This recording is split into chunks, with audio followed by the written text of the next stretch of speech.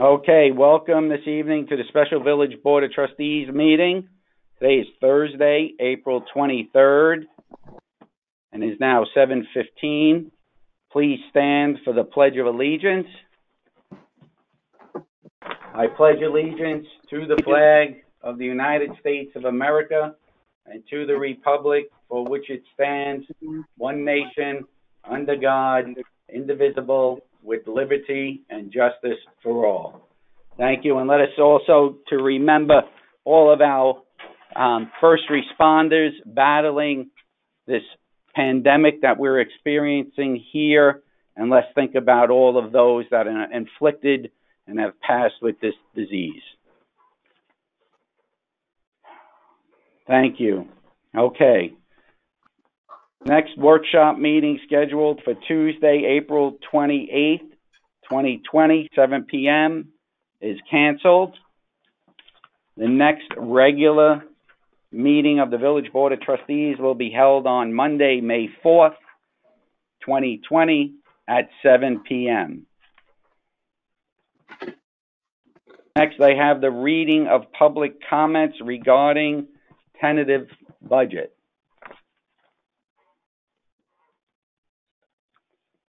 Okay, the Village Board transcript copy for Mayor Markunas. Mayor Markunas. Good evening, everyone. This is Mayor Ed Markunas. This continuation of public hearing on the 2020-21 tentative budget via teleconference is being held pursuant to Executive Order 202.15, issued by Governor Andrew Cuomo on April 9th, 2020. Executive Order 202.15 was issued to provide for the health and safety of the public during the COVID-19 emergency. This executive order, among other things, suspends Article 7 of the Public Offices Law and permits any public body to hold public hearings remotely through the use of telephone conference, video conference, and/or other similar service. An audio recording of this teleconference will be posted on the Village of Suffern website. This public hearing was properly noticed and included instructions to the public that public comment may be offered by sending an email to budget@suffernny.gov. I ask the Village Clerk, Miss Amy Paffenroth, to call the roll. Trustees, please say present when your name is called. Trustee Alpert? Present. Trustee Girard? Present. Trustee Barone? Talk into your phone, Charlie. Trustee Barone? He's coming, Amy. He has a little technical difficulties. He's got to work through his phone and his computer. And we do see he is present video-wise. Yeah. Yes. Okay, very good. Thank you. And Trustee Meegan-Corrigan? Present. Mayor Markunas? Present.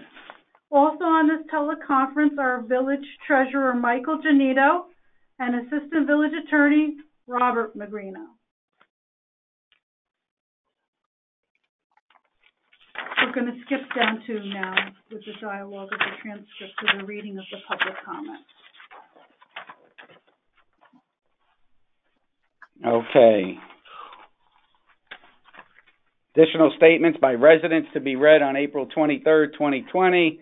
In a follow-up to the last budget hearing on April 6th, I am disappointed that the Board of Trustees continues to remain silent and not respond to dozens of public comments sent in regarding the action initiated on December 2nd, 2019 to unlawfully appoint Terry Rice Esquire as village attorney. Once again, yes, these are comments made by Ms. Moira Hertzman. Once again, I request that Trustee Barone, Corrigan, and Girard respond to the following questions. At the December 2nd board meeting, 3 attorneys warned you that your action to remove and replace the village attorney was outside your authority. You refused to go into executive session, which would have allowed the attorneys to explain the consequence of your actions and give the mayor an opportunity to negotiate with you. Board members Barone, Corrigan, and Girard subsequently did not appear at special meetings which were called in order to resolve the issue forcing litigation in the Supreme Court of Rockland. It is your actions that are directly and solely responsible for the legal bills we have now. Do you feel it is appropriate for taxpayers to request that you forego your stipend in order to help cover the cost? And if not, why? Would any of the trustees of the three like to respond?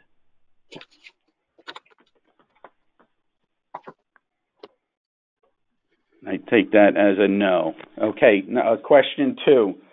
Why did you push through a vote to pay Terry Rice for his legal services without review, yet you continue to delay paying the bill for Keenan Bean under the guise of needing review and pending negotiations? Was the resolution you put forth conforming to the open meetings requirement? Would any of the three trustees like to respond?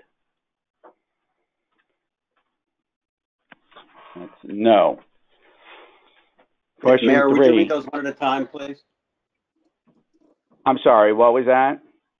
It said question 2, but I think there were 3 or 4 questions in there. So could you go through those? Well, I read question 1 and question 2. I'm up to 3. Did you want to? Question 2 sounded like it was 4 questions on its own. That's why I'm asking. Oh, I'm sorry. Okay.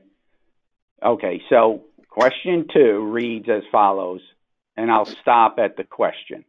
Why did you push through a vote to pay Terry Rice for his legal services without review, yet you continue to delay paying the bill for Keenan Bean under the guise of needing review and pending negotiations? Was the resolution you put forth conforming to the open meetings requirement? So that, I guess that's, why did you push through to pay Terry Rice?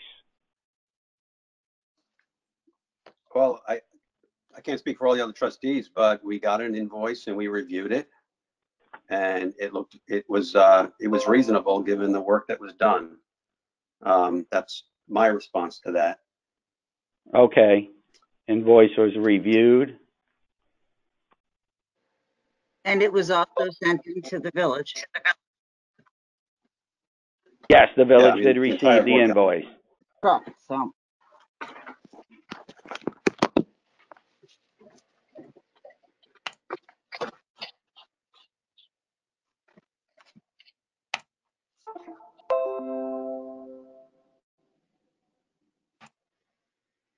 And was the resolution you put forth, I'm sorry, was the resolution you put forth conforming to the open meeting law?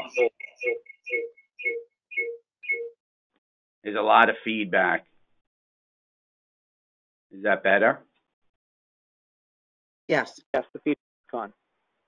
Okay, so would any of the trustees, the 3, answer the question, was the resolution you put forth conforming to the open meetings requirements? Well, it was read at the meeting that was Right. posted and publicly noticed. So I would say yes. Okay, so you say yes, okay. And Joe, you say yes also. Correct. Is that correct? Okay. Charles? I guess, Charles, can you hear me? I can hear you. Can you hear me? Well, there you go. Yes. Oh, you're coming through the computer, Charlie. Okay. Can you see me? Yes. Yes. Okay. Did you hear the question number 2, Charles? I did. Would you like to answer? No, I have no comment. Okay. Go. Beating this to a Okay. dead. All right. Question, I'm going to say 3. The Village of Suffern provides full service to its residents, i.e. water, sewer, wastewater, police, and fire. We must have appropriate legal counsel in place in order to properly manage our services. Not a single board member has raised issue with the quality of work performed by Keen and Bean. Given the unique circumstances we find ourselves in with the COVID pandemic, we need to have counsel that is familiar with our governance and can provide competent counsel for the issues we will certainly encounter in the future. Why are you opposed to having Keen and Bean represent us for the remainder of the 2020 year? Well, we do have an attorney, and Mayor, correct me if I'm wrong, but you have sent the check and the retainer agreement to Richard Glickel. You confirmed that. So we do have legal counsel. Correct? For labor. Yeah. For labor, yes. And Yes, we are all, yeah, we have for labor and to cover COVID-19 issues. And Yeah. we have a list of attorneys that all 5 of us are evaluating as general counsel. Correct. And we're awaiting, to be honest, we're awaiting for the mayor to appoint a new attorney per the results of the lawsuit. The mayor has had since January 28th to do so, and he has yet to name anybody as general municipal attorney for the village. We're waiting. Okay.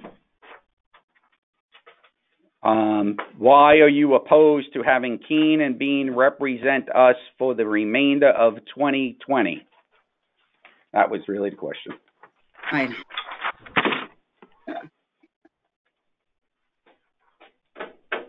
We all know that we feel that their advice has been different than what we thought it should have been, and we also know that we are going with a different path for the village, and that we've already gone through the bills.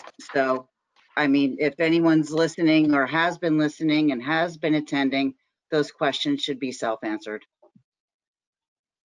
Okay. If you continue to delay payment for the litigation fees invoiced by Keen and Bean, are you creating a situation of additional charges due to the delinquency of payment? What is your justification in continuing to delay payment? Well, This is Trustee Alpert. I think Okay. I want to jump in here for a second. I was negotiating with Mr. Klein, and we did come to a negotiation result, and we have reduced the bill further. And I'm saving, through the negotiation, we're saving the village an additional $7,000 beyond the original amount that was offered. And just to be clear on that, on the additional savings, which initially I proposed, which I brought down the invoice on the litigation piece only, Mr. Alpert, the reduction in legal costs that were negotiated are to labor counsel and to general counsel on the outstanding balance of the village attorney's role. Let's just make that clear. I understood, but basically, this is the way that Mr. Klein was willing to give some extra value, and so we've saved the village an additional $7,000 on top of whatever you negotiated. Correct. That is So correct. in other words, the bill was 75. We were told that 75 does not work for Keen and Bean, but they would take the March bill and reduce it by 7 because that's the bill that they could work on. So therefore, the combination, we got an extra $7,000 off of the whole entire litigation bill from the 75,000 as well as the March bill, because he could not take money off of the negotiated 75 that he came back with from our 50, and said that instead of taking it onto the $75,000 bill, we will take an addition off of the March bill. So they're actually one and the same within the same conversation. So next question. Well, let's be clear. Next Let's just be question. clear so the public is clear that there are two separate outstanding invoices. One was for the direct litigation of Markunas versus Girard, which remains at $75,000. The Correct. outstanding village attorney's fees, which were in the $17,000 range, was reduced to 10. Two separate invoices, two separate professional services. Okay. However, the public also needs to understand that Mr. Klein explained that he could not take any money off of the $75,000. So in lieu of, he would take it off of the $17,000 one and make it 10. So therefore, that is where the discount comes into play. So next question, please. In other words, my point being, by negotiating, I did save the village money. And I want that to be clear to the public that I am interested in saving money. And I figure at this point, I should also just remind the public that this lawsuit could have been avoided completely if Mr. Markunas did not file the case a day before we were scheduled to meet and discuss it. Okay, next question, Mayor. Very good. Very good. And I'd like to thank Mr. Lance Klein and Keenan Bean for their outstanding service and the willingness, I must say, to work with me and with Trustee Alpert. Absolutely. It was a joint effort. We were in discussion separately, though, but it worked. So we are moving on. Next question. And that, to keep in mind, that reduction is contingent upon approval of payment of the outstanding invoices tonight. Keep that in mind. Understand, Mayor. Next question. And also, just so that there's no... And I'm ready to move on. I'll move on. So just hold on. Let me just say one thing. Just so that there's no misunderstanding by the public, the March invoice was not in arrears. We had just received the March invoice a week ago, just approximately a week ago, and just reviewed it very recently. So it is not a late invoice. This is an invoice we just received. There was no delay in approving payment on the March invoice. I just want to be clear. Okay. Very good. Okay. April 23rd. Comments from Catherine Fermaint. How will the Village of Suffern offset the illegal expenditure of $80,000 by the village trustees for the appointment of legal counsel? Will the trustees forfeit their salaries? So the first question is, how will the village offset the illegal expenditures? And the second question is, will the trustees forfeit their salaries? Would anybody like to answer? No. Number two, with the current pandemic, how will the Village of Suffern budget be offset for the recent unemployed community members? Will taxes be lowered?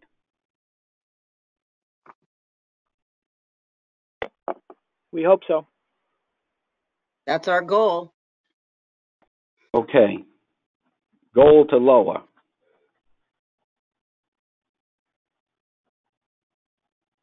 Next. Comments from Mr. Frank Hagan. I listened to the village board meeting held on April 6, 2020 and April 14, 2020. I am still concerned about the failure to pay the attorneys that represented the mayor in Supreme Court action against the illegal and unauthorized action of 3 trustees. I understand that 4 trustees voted to pay their attorney even without an itemized invoice bill. I would like to ask, A, did the village pay the attorney to represent himself? Did Terry Rice's invoice show a 25% discount? Trustees, please respond to Frank Hagan's first question. So the first question is, did the village pay the attorney to represent himself? Anybody have an answer? No. No. Well, Did Terry Rice's invoice show a 25% discount?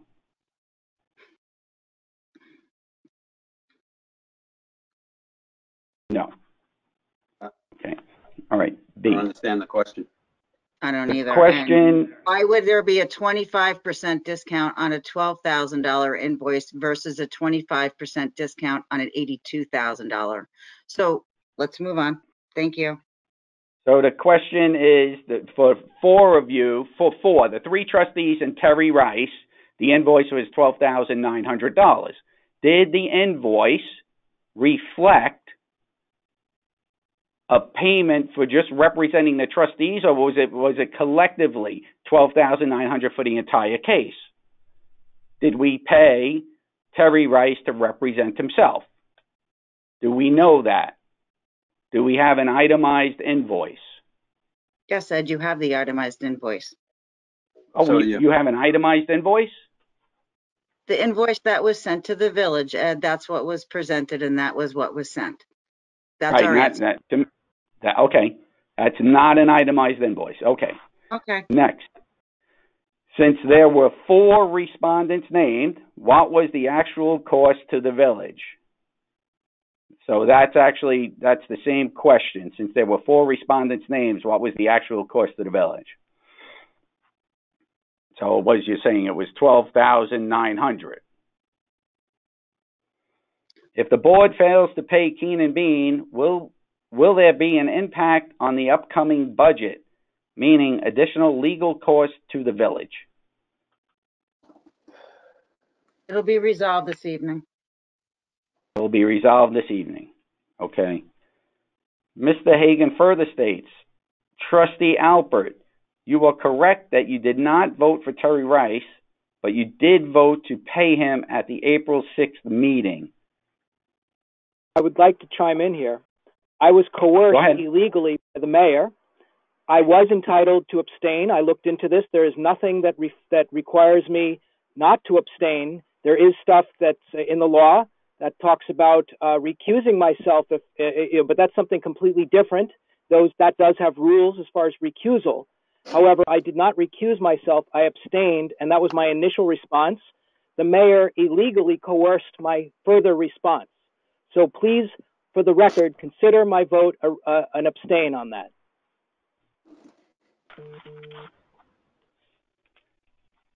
Okay. Mr. Hagan's final remarks are, as a concerned citizen, I am questioning some of your actions as an elected official, which makes you accountable to the public, of which I am a member. As such, I have requested that your response to me be read into the record, which we did. Hold on. Oh, I'm sorry. Your response. Okay. Okay.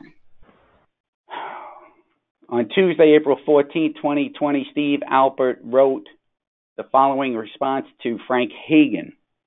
On Thursday, April 9th, I sent you a message with a link to a video of the December 2nd, 2019 Suffern Village Board meeting. In response to your apparent assertion that I voted to hire Terry Rice in an email you sent on April 8th. To quote your email, first of all, Trustee Barone, Corrigan, Alpert, and Girard should forfeit their salaries to pay for illegal appointment of attorney. These 4 cost Suffern taxpayers $80,000 plus for their blunder. In response to your April 13th email, I will once again remind you that I voted no with regards to the resolution to hire Terry Rice on December 2nd. I was not even aware of the existence of a contract the other trustees made with Mr. Rice until the vote was taken. As noted, multiple times I voted no. Your statement in the April 13th email that 4 trustees of the Village of Suffern contracted with Terry Rice is blatantly false and defamatory. I will once again remind you to refrain from conflating me with the other trustees on this matter. This is my final warning. If you continue these blatant defamatory actions, I will refer the matter to legal counsel, Deputy Mayor Trustee Stephen Alpert. So he wanted that read into the record. Okay, next. I stand by my words. I don't like anybody lying about me. Okay. I'm a man of my word. Okay. April 23rd. Comments from Michael Curley. I have been hearing a lot about the December 2nd, 2019 board meeting in which residents have been expressing their views, and I must say I am dismayed. First of all, you do not have to trust me. All you have to do is go back and watch the meeting. In that meeting, before any trustee made any motions to hire an attorney, the mayor attempted to hire Keenan Bean as village attorney. I will say that the mayor cannot hire a law firm as village attorney. As we should all know by now, Keenan Bean was hired under a contract to represent the whole board expiring December 31st, 2019. Keenan Bean was never appointed, could not be appointed. If the mayor never did this and would have negotiated with the other legally elected trustees, we could have prevented all of this mess, including the legal fees, all of the legal fees. The village board did not sue or take any action against the mayor or the village. All they did was defend an action that the mayor perfected with Keenan Bean. Keep this in mind. Keenan Bean sued the village so they could still be legal counsel for the village. Also, it is important to note that Keenan Bean gave the mayor, trustees, and village residents incorrect legal advice that night. If Keenan Bean had the right legal advice, they would still be village attorney, and as we all know, they are not, because legally they can't be. The mayor has to take some responsibility here, for one, in trying to appoint Keenan Bean, as well as not working with the other trustees. Please do not forget about Keenan Bean's liability here. Their legal advice that night was incorrect. If Keenan Bean had given the mayor, the board, and every village resident the correct legal advice, we would be in a better legal position. When someone sues you, there are things you can do to defend those issues. You can always countersue as well as go to arbitration. I would only hope that the mayor and board will fight for the taxpayers and not give any lawyer more than they deserve, especially after giving us all incorrect legal advice. The mayor must remember the night of December 2nd, he also performed an unauthorized action, no different than the board.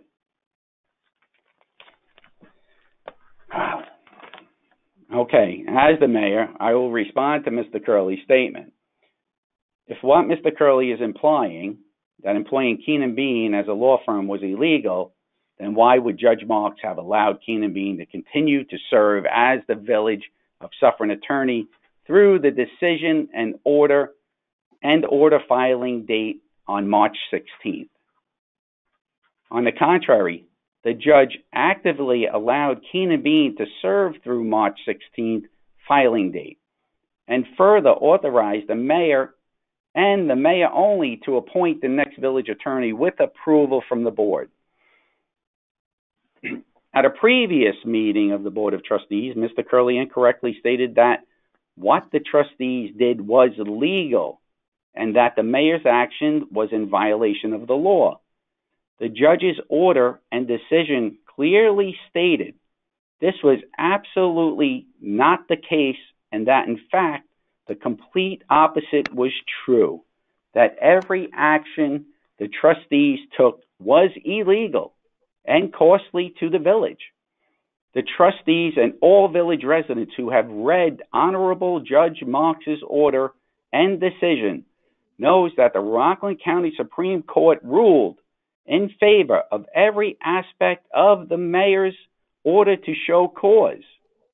I wish to further raise to residents' attention that during a meeting of the Board of Trustees, Mr. Curley asked each trustee if they would abide by whatever decision the judge reached in this matter. Each trustee responded resoundingly that they would. It is clear from the statements and actions of the board that they have not followed through on the commitment that they made to Michael Curley and their commitment to the residents of the village. So in closing, my final remarks are, at this time, I believe the facts alone should speak to the reality and the costly illegal actions brought upon the Village of Suffern taxpayers by Paul Girard, along with the agreement in kind by Trustees Barone and Corrigan. That is my statement. Statements, let's see. Next statements from the April 14th meeting. Robert Morris. Robert Morris stated, due to the blatantly illegal actions of the present sitting trustees, I am at a loss to understand why the taxpayers of the Village of Suffern must be burdened paying the legal fees of the actions of the trustees. I assume they feel they are indemnified for their action. I do not agree. Two of the trustees were not even seated when they participated in making an illegal appointment of village attorney. The two seated trustees needed only to speak with various agencies at the state level of our own legal counsel. They would have been advised of the incorrectness of their actions. I believe that they should reimburse the village for their expenses incurred by the actions. Mr. Morris would like a response. Trustees should reimburse the village. Will the trustees reimburse the village for the expense? Well, seeing that we didn't do the lawsuit and the mayor caused the lawsuit, the answer is no, we will not be returning our stipends. Okay. Anyone else?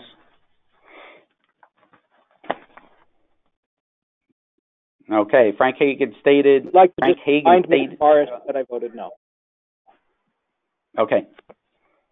Frank Hagan stated, Village of Suffern trustees attempted to contract Terry Rice Esquire's attorney for the village for period of January 2020 to 31 December 2020 on the same terms as Keenan Bean for the period 4 February 2019 to 31 December 2019.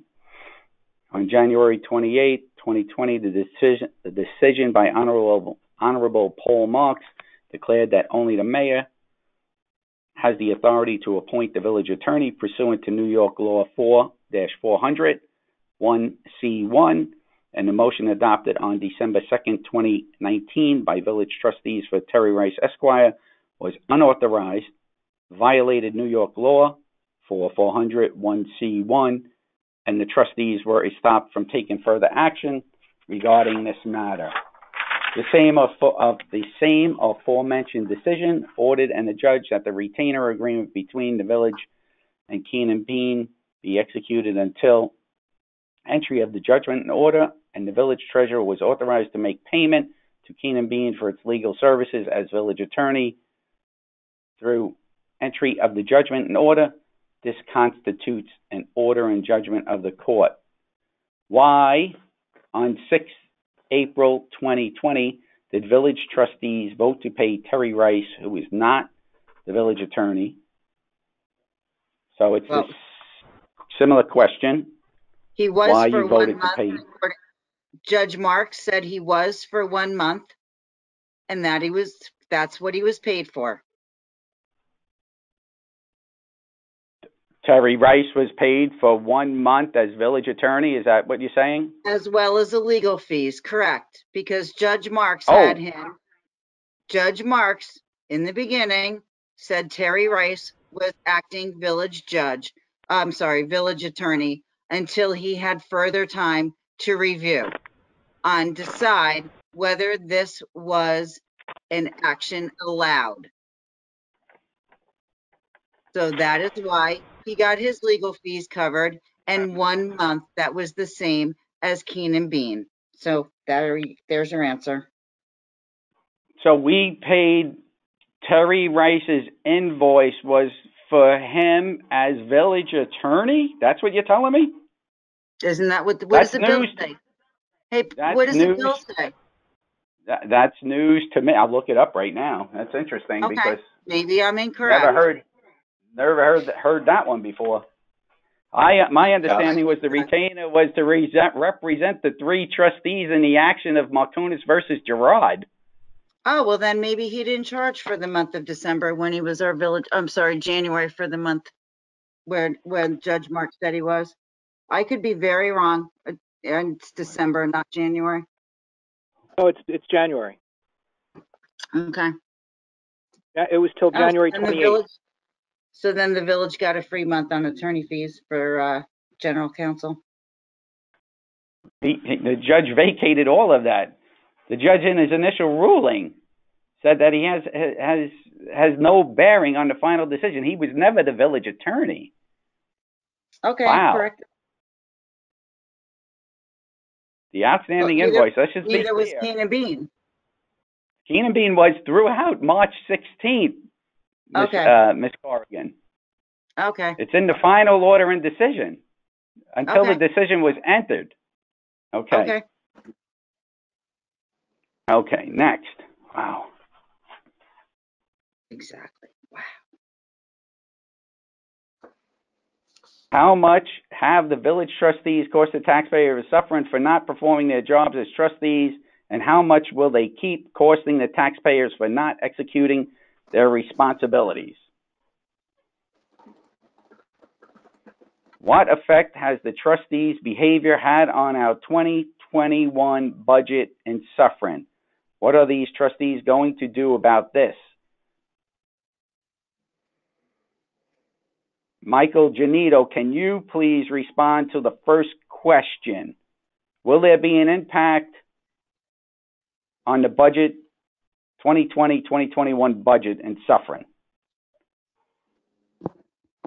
Mayor, could you clarify that? Is that a question about the legal fees? Yeah, so the question is, what effect has the trustees' behavior had on our 2020-2021 budget in Suffern? And that question was directed to you. Well, if the question is, was there an impact financially of the Correct. lawsuit and the attorney fees associated with it? Right. We received an invoice I from. want to know what the effect will be on the next upcoming year's budget. 2021. 2021, there should be no effect unless there's additional legal fees that go beyond the fiscal year that ends May 31. Right now, any legal fees that we receive or legal bills that are ultimately approved by the board for payment would affect the current budget through May 31 of 2020. If there's additional legal activity that starts on or after June 1 of 2020, that would impact the 2020-21 budget. Correct. I think that's what he was looking for. Thank you. Okay, moving on. Wow. Eric Cudworth, April 14th. Eric Cudworth stated, due to the recent illegal actions taken by some of the Suffern Board of Trustees, I demand that the trustees, with the exception of Trustee Alpert, forfeit their salaries to offset and or recoup the legal fees that the village has subsequently incurred due to their actions. It is also due to these actions that I feel Trustee Paul Girard should either resign on his own accord or be removed as a trustee by the Village of Suffern, if possible.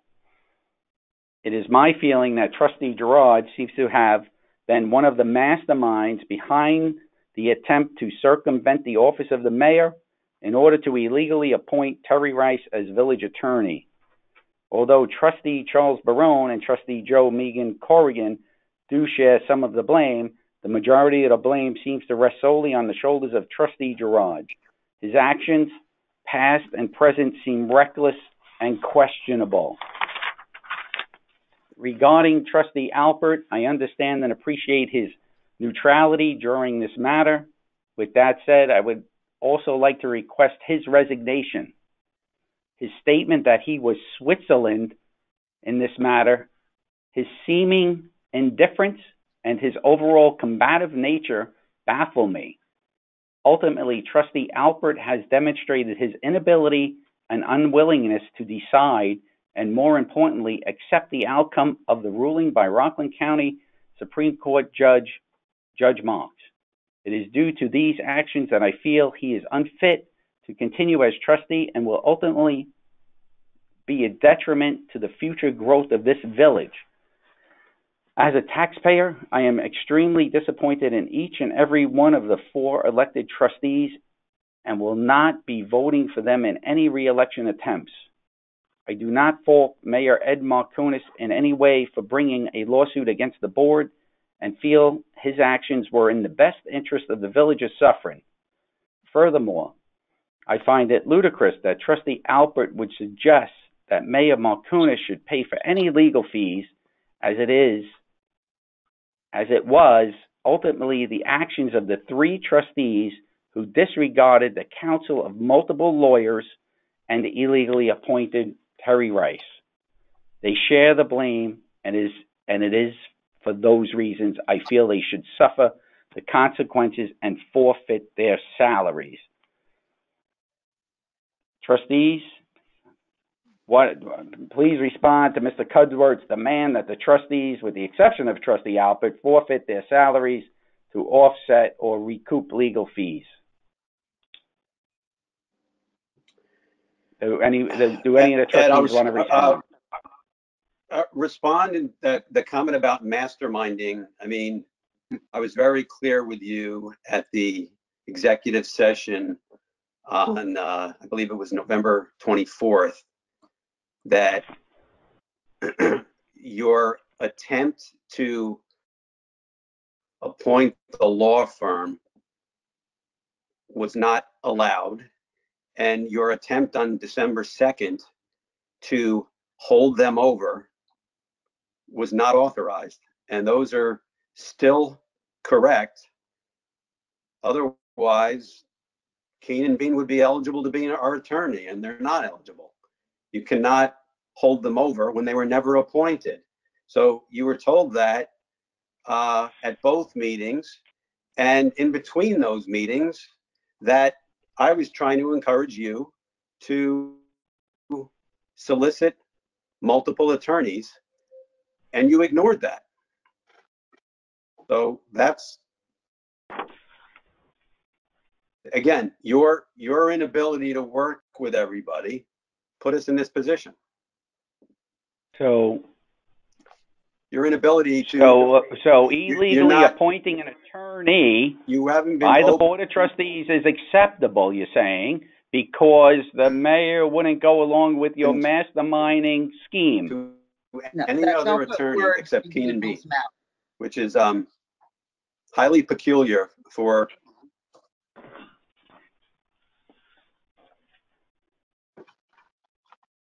that person. Was not at the executive session, and it was very clear what was explained to you, and you ignored it.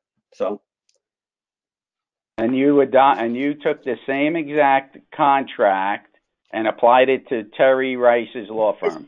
Is this in reference to the gentleman's question, or is this your input? Law firm. Let's just stay. It's both. It's a back and forth, but okay. Okay, let's it's a back and forth. If you would like to answer, so he's looking for an answer except for Trustee Alpert, would they forfeit their salaries to offset the legal cost? Would any of the 3? Okay, that's a no. All right. That's been asked and answered. Yeah. Okay, I'm just, these are the questions sent in by the public. Well, then please make sure that you only read what the public is saying and not put your personal input in. Trustee Girard, please respond to Mr. Cudworth's statement that although Trustee Barone and Trustee Jo Meegan-Corrigan do share some of the blame, the majority of the blame seems to rest solely on the shoulders of Trustee Girard. His actions, past and present, seem reckless and questionable. We already went through this question. Yes. Trustee Alpert, please respond to Mr. Cudworth's statement requesting your resignation. Yeah. I'm sorry. Yeah, it wasn't a question. It was just a paragraph of a statement. Trustee Alpert, please respond to Mr. Cudworth's statement requesting your resignation. Your statement Mr. Cudworth can vote however he'd like in November. I do think it's probably a good opportunity to alert the public of a timeline that they are probably not aware of. So on December 16th, this was after the December, all right, let me back up a second. On December 13th, there was a meeting that the mayor called to hopefully resolve this. Unfortunately, the date for the 13th was chosen only after the mayor was aware that 3 trustees could not make it. So on the 16th, Paul Girard sent an email to the mayor and the village clerk offering 4 additional dates. No response from the mayor or the clerk. On the 17th, Jo Meegan-Corrigan sent an email to the mayor and the village clerk to firm the date for December 21st for the next meeting. No response. On December 18th, I sent a note to the mayor and the village clerk advising them that under New York State law, 2 or more trustees can request a special meeting, and it must be noticed, okay? So finally it was noticed, but that was on the 18th. And I should point out that according to the bills that we received from Keene and Bean, it wasn't until the 19th that the mayor filed this case in New York State Supreme Court. So in other words, the mayor was aware that there was a meeting scheduled for the 21st, which he actually showed up to, but this was after the court date already happened, because on the 19th, Keene and Bean filed on behalf of Mayor Markunas to take action against the other 3 trustees. So therefore, had that been delayed until Monday, there would have been no lawsuit. There would have been no $83,000, which, by the way, we've negotiated down to $67,000 collectively. Or 68, excuse me, bad math. But my point is, it has to be noted that the mayor shares in some of this blame, but I'd like to just move forward. We're gonna pay Keene and Bean the reduced amount, and we're gonna move forward. This issue is over. Thank you. Thank you. Thank you. Okay, Elizabeth Liston.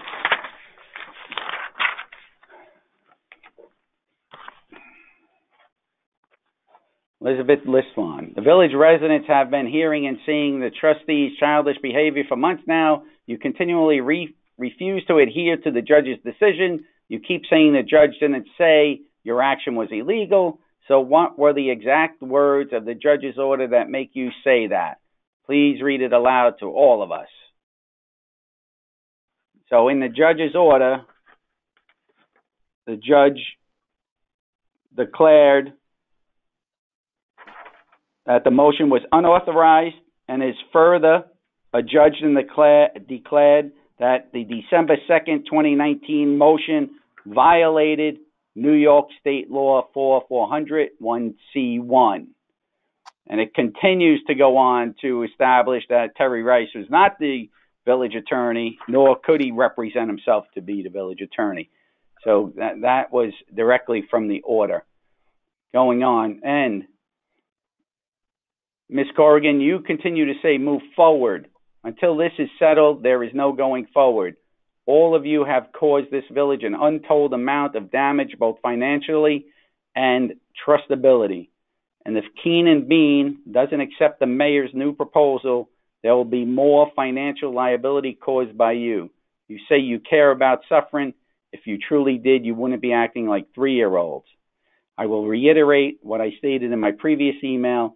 Relinquish your salaries for the remainder of your terms so they can be applied to the legal bill all of you incurred for the village. Enough is enough. Okay. So I responded for the exact words.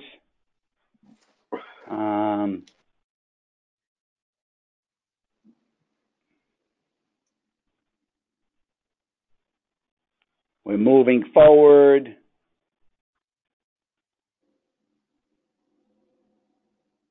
And then relinquishing your salary. Does anybody have a answer to relinquishing the salary? No. Okay.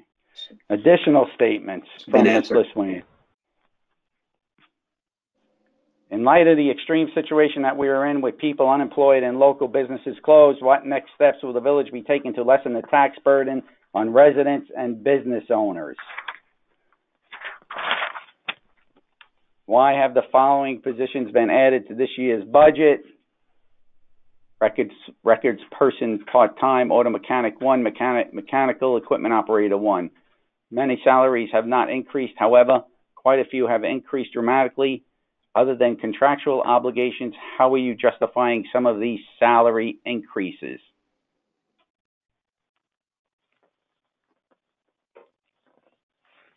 Did we answer this, Mr. Janito?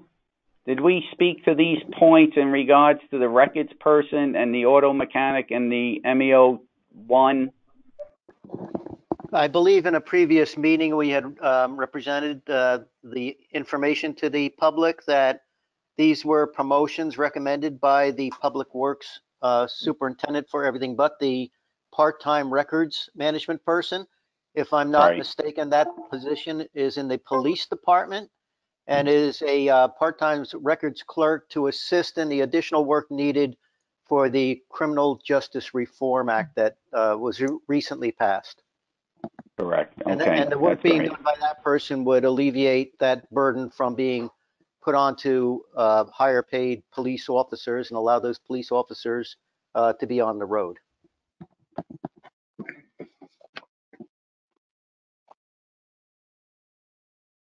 And other than the contractual obligations, how are you or we justifying some of these salary increases? Other than the contractual obligations, Mr. Janito? Well, as I know, with the Public Works Department, initially when those were recommended, it was told to the Public Works superintendent that he could do it if he had, first of all, these people went for additional training and they got additional certifications, predominantly in the water and the sewer department. And with that, the superintendent of Public Works made adjustments to his budget to remove certain positions in order to allow for the upgrade of the other positions and promotions and reflect the additional certifications that they had received in these higher level positions. So that's essentially how it's justified. It was ultimately had to be budget neutral in terms of whether they kept the current positions with upgrades. With their normal salary increases, or had the upgrades with reductions in staffing. Okay. Thank you. Okay, let's continue.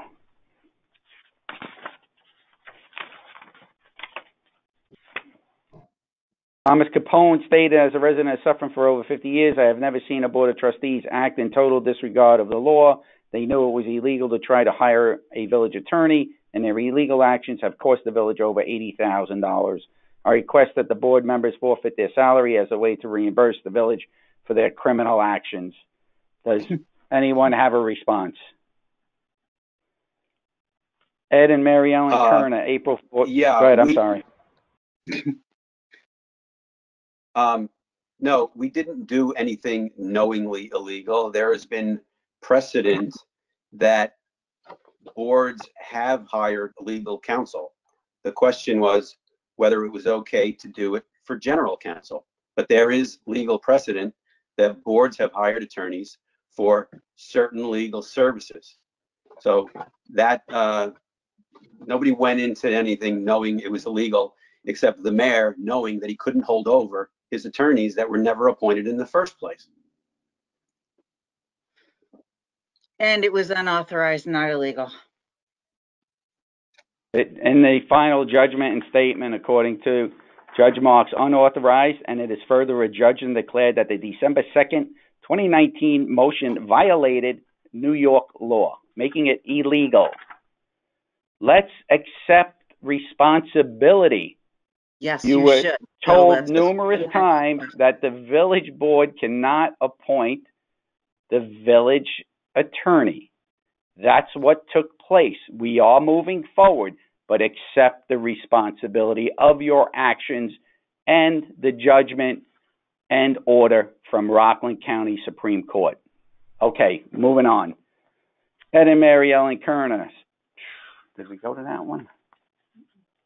Ed and Mary Ellen stated that several weeks ago they attended a public meeting where it was brought up by the Village Board of Trustees was found to have broken the law.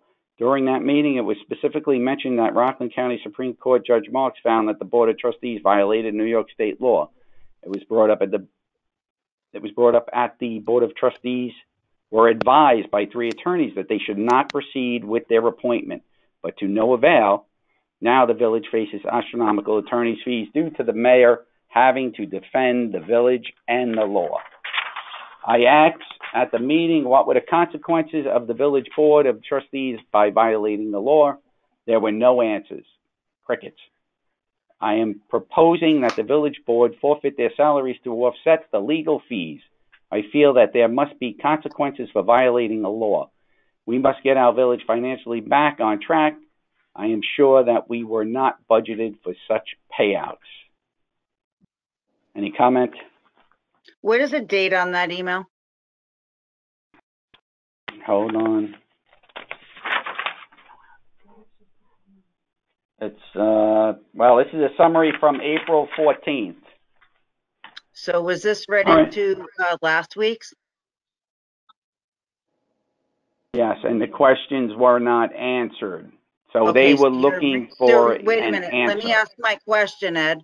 So therefore, you're just rereading everything that we reviewed in the last meeting.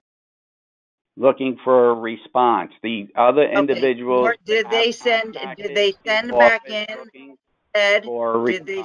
Did they send back in another email?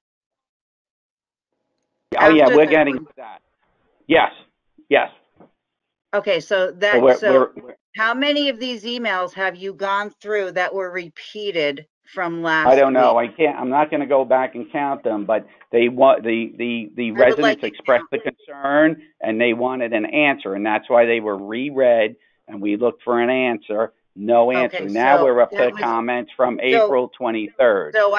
So now I understand that you've decided to reread what was already read into the record last week.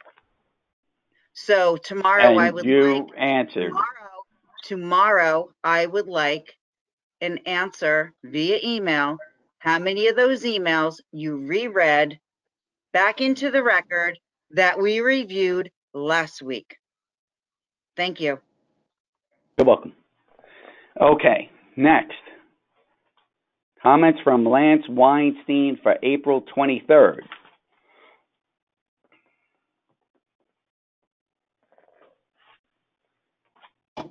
After listening to the budget meeting the other night, I was quite disgusted as a taxpayer to hear several people asking for the Board of Trustees to pay for Lance Klein's lawyers' fees and or their resignation for the lawsuit that was commenced by Ed, who failed to sit down and with the trustees and work everyone's differences out.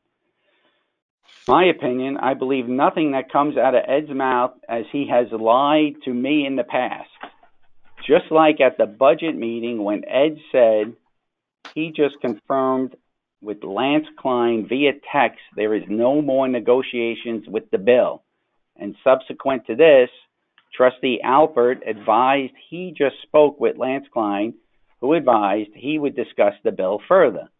Well, clearly, someone isn't telling the truth.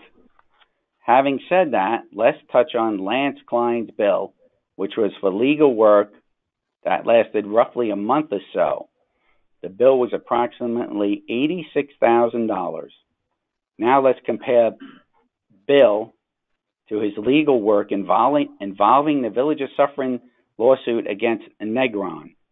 This litigation lasted over a year, and the bills on this submitted by Lance Klein were roughly $46,000. This amount is according to my FOIL request on said bills. Further, a lot more work went into the Negron lawsuit, as you can see that by looking up the documents on the Rockland County Clerk's website. Keep in mind, this obviously doesn't show everything like emails, telephone calls, etc. So with all of this in consideration, I find Lance Klein's bill of $86,000 suspect and needs to be further investigated. On a different topic, on last year's budget, when I inquired about purchasing a new fire chief's vehicle, which I said was not needed, I was informed the current vehicle, 19.2, was at the end of its useful life and beyond repair and needed to be replaced. Well, if that was the case, then why is the same vehicle still being used, but now by the PD? We could have saved the taxpayers' money on this and cut it out of the budget. Does anyone want to comment on Mr. Weinstein's statement? He didn't finish his last comment on that email. Please finish his email. I don't have the. What was the rest of the email? Okay, so we could have saved the taxpayers' money on this and cut it out of the budget. My opinion that Ed was playing the good old boys club with the fire department. There you go. In closing, stay safe and healthy. Lance. There you go. Sorry about that. Okay. Does anyone want to comment on Mr. Weinstein's statement? Well, I'll comment as a trustee, Mayor, that on March, well, not so much on that specifically, but in general, that on March 9th, I'm sorry, on March 1st, on March 1st, I sent a note to Mr. Janito requesting info on that very case because I wanted to use it as an example to compare against the bills that we received for the case that you brought against the trustees. Mr. Janito replied on the 2nd of March that he didn't have the bills from that case, which seems odd, but I said, all right. So I then on the 3rd of March contacted you, Mayor. You didn't respond initially. And then on the 9th of March, I sent another note, and my note was very short. It just said, still waiting. I copied the original note, and I said, still waiting. This is on March 9th. On March 9th, then I sent a second email saying that I seek the information and so forth and that I'm entitled to it. And then you responded, I don't have the date in front of me, but basically you responded that, what do you need that information for? It's a completely different case. And, but then you said, we're working on it. Okay. I never did receive anything. And that was in March. And that's a pattern, Mayor, that you have employed for the last almost 2 years that I've been a trustee. I request information and I get stonewalled. And this must stop. And I'm putting my foot down now, Mayor, that I'm going to call you out at a meeting every time you stonewall me on information. I'm going to tell the public that you're doing this because I will not accept this any further. Is that clear, Mr. Mayor?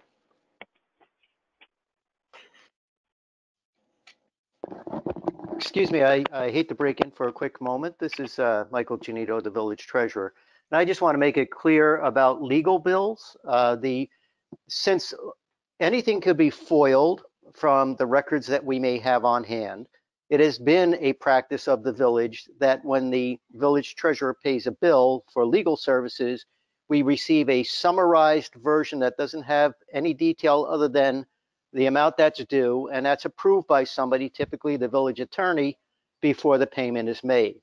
And if the village attorney isn't there, then typically the village clerk would review them and seek to make sure that everything was appropriate. But in the end, the finance department, as part of the voucher record that it keeps the summary, not the detailed. And that's why when anybody asks for copies of the detailed bills, we have to refer them typically to the village attorney.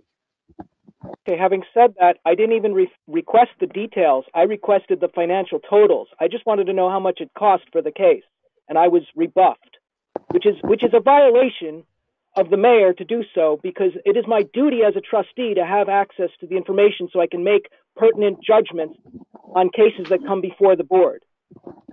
If the bill had been paid, we would have had that information. So but I can only was assume not provided that information, and that's the point I'm making, Mr. Janito. Well, that's what I'm saying. You said you found it odd that I didn't have the information. I wouldn't have it unless we paid the bill. He did pay the bill. It was for the Negron case that Mr. Weinstein brought up. Well, So he then had the have to, information. listen, the only thing I can tell you is that we pay the bills.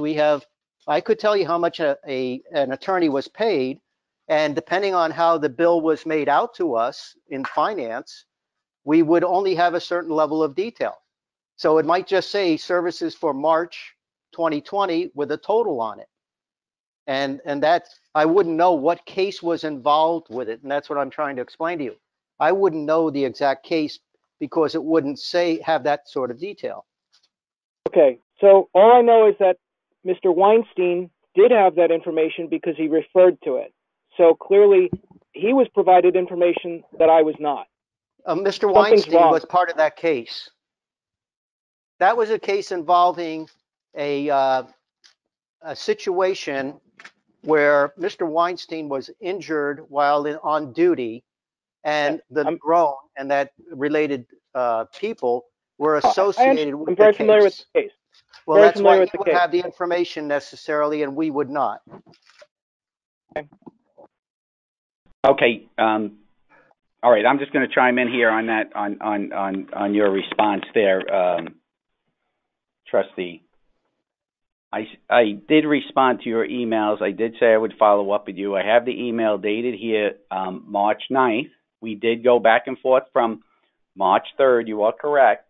But just as a preliminary thought, as far as Terry's bill versus Keenan Bean had to draft a petition, draft an order to show cause, draft an MOL in support, and an MOL in reply, draft 3 affidavits, have the lion's share of the research. Then Keenan Bean also had to draft the appeal to the appellate court, draft new affidavits, draft appellate papers, and draft new MOLs in support.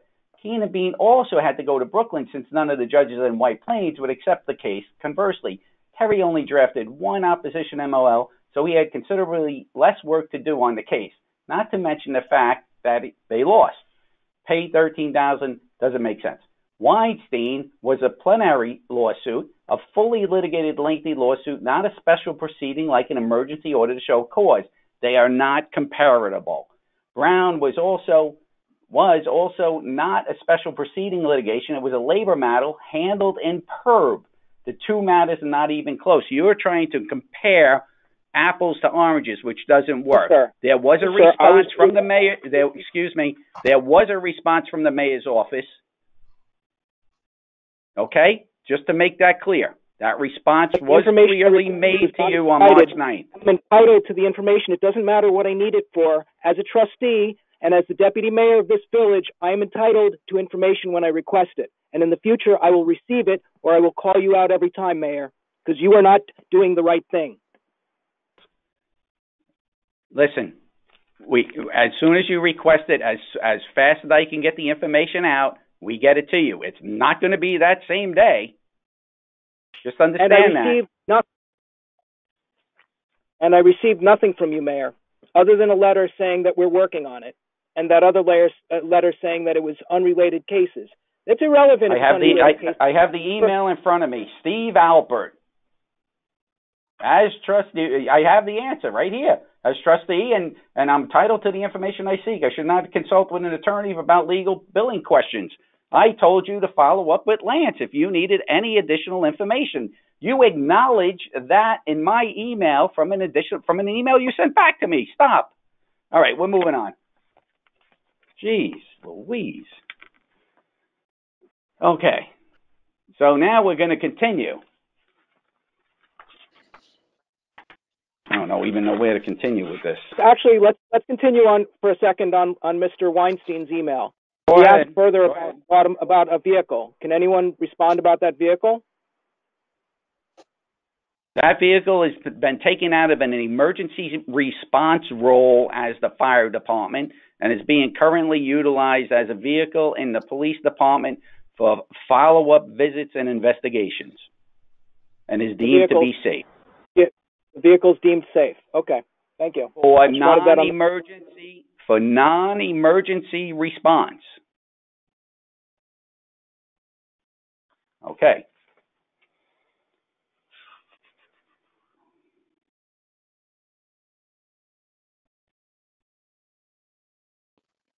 Okay.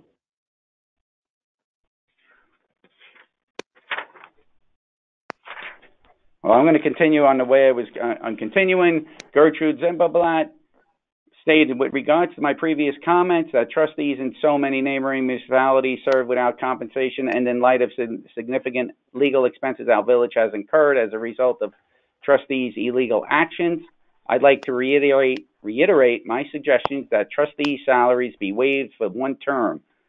Please note that this is simple act would return $38,250 to the village coffers. When was this email entered?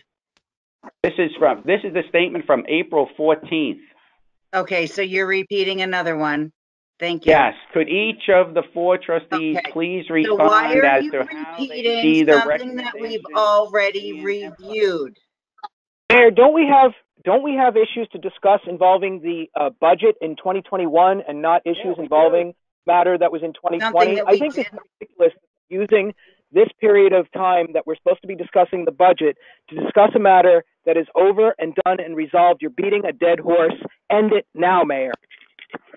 I think that the residents are entitled to a response, which they are including again.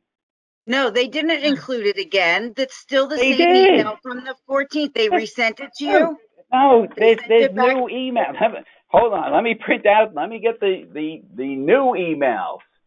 Well, that was that was her question. Was this a repeat? And you said yes. Right. So and it was submitted. Okay. So we'll get the new email. These messages are already on the public record. Move on. Can we have new messages that came recently? Fine. These are old messages. April 22nd. April 22nd. The question is for Trustee Girard.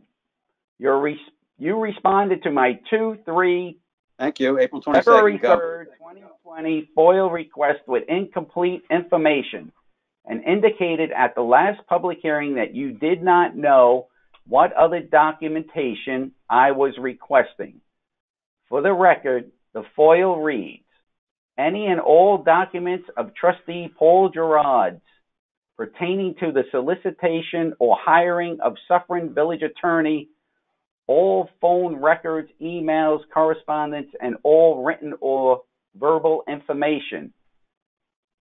This request includes but is not limited to the following items. 1. At the 1/6/2020 board meeting, in response to residents' questions, you indicated that you yourself had written the RFP. Please furnish copy of document. 2. Terry Rice's 12/2/19 letter to the board references his agreement with your terms. Please furnish documentation including dates and method, place of communication, where any such terms were offered, negotiated, and agreed upon. 3. The FOIL response I received dated 3/27/2020 indicates a third attorney. Please supply that contact information as well as... You'd like to respond? Okay, let me repeat number 3. The FOIL response. So you said something about a written RFP. You indicated that you yourself written RFP, had... There was no written RFP. The statement is you indicated that you yourself had written the RFP. That was your statement. No, I did not write an RFP. Okay, you did not write an RFP. I did not write an RFP. I solicited attorneys in the... Okay. But the acts were similar to what an RFP would be. Okay. So you did not write the RFP. Okay. Something about terms with Terry? Is that the next one? Terry Rice, December 2nd, 19 letter to the board references his agreement with your terms. please furnish documentation including dates and method/place of communication where any such terms were offered, negotiated, and agreed upon. It was phone discussions. I was in my home. I assume Terry was at his home. And it was agreed upon, and then he drafted his contract, which was furnished at that meeting. And so that hopefully has been furnished to Ms. Cypherblatt already as part of her FOIL. the phone records, emails, and other correspondence. That's what it's indicating. All phone records. I don't know if you submitted phone records, emails, and correspondence, written information. I looked. There were no emails, no email correspondence. There were phone calls. The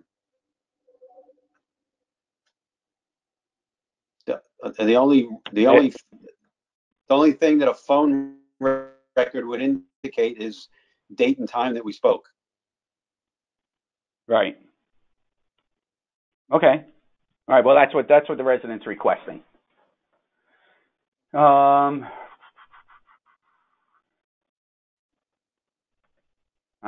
The FOIA response I received dated 3/27 indicates a third attorney. Please supply that contact information as well as the dates, method of communication, and any document exchange between yourself and or the board and Terry Rice, Dan Crashour, and the third attorney. Again, the third attorney did not respond to the request, so they were not interested. His name is Ron DiCaprio, and he is an attorney and a judge in the county. Okay. He did not respond, so I guess he wasn't interested. Okay. Okay. Also, more recently and not included in the original FOIL request regarding the 2 resolutions which you presented at the April 6, 2020 meeting and which were adopted and voted on at the April 6th meeting, both you and Ms. Corrigan indicated at the meeting that the resolutions were written by Terry Rice. Please confirm that and specify when these resolutions were written and transmitted to yourself and or the board. I don't know when he wrote them, but they were sent to us, I don't know, was it a day before, maybe 2 before that meeting? Okay. All right, hold on now.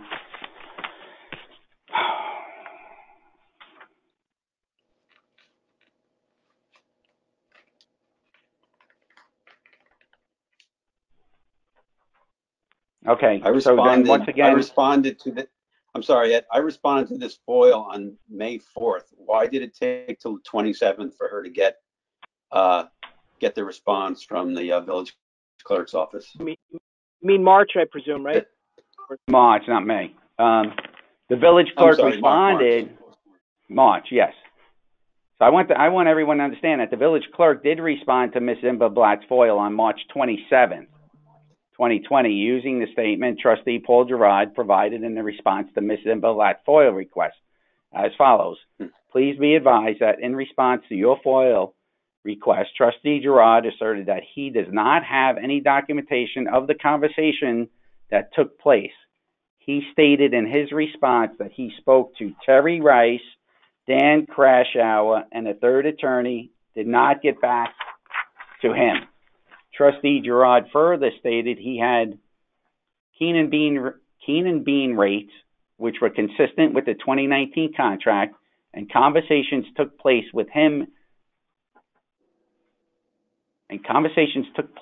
during the Thanksgiving weekend after it became apparent that the mayor might disregard direction from NICOM not to appoint a firm or any attorney that resides outside Rockland County, other than the Keenan Bean 2019 contract and the Terry Rice contract, Trustee Girard asserts he has no additional to provide.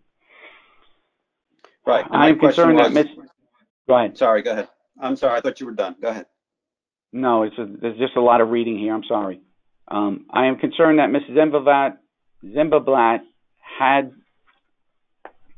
right, this is my concern, that Mrs. Zimberblatt has had reached out to you again since you failed to provide her with the request for an RFP and any and all documents pertaining to the December 2nd motion to solicit to hire a Suffern Village Attorney.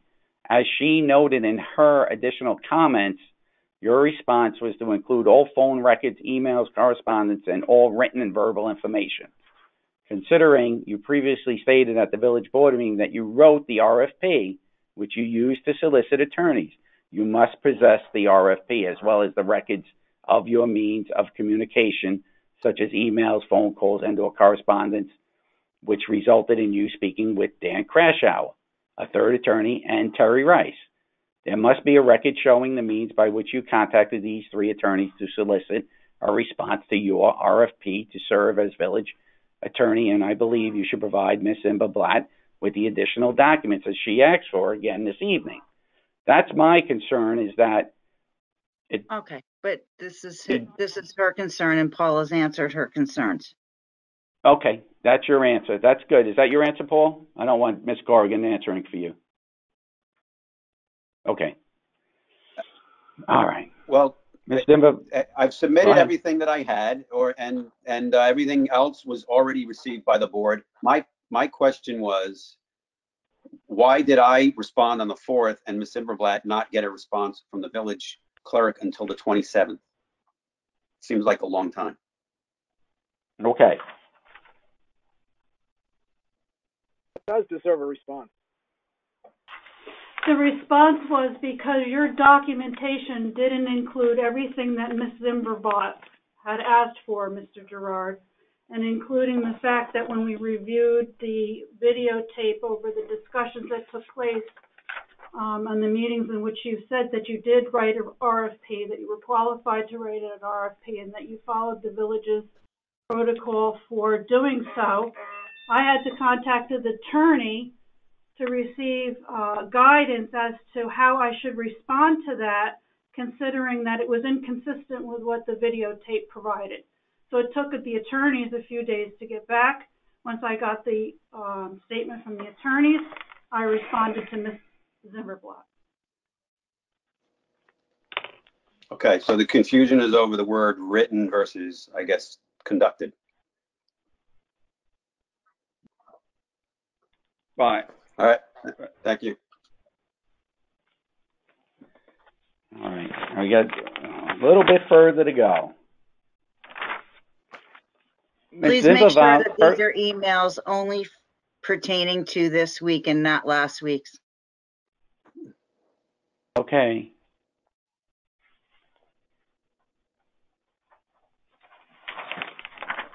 So we're not going to answer last week's questions.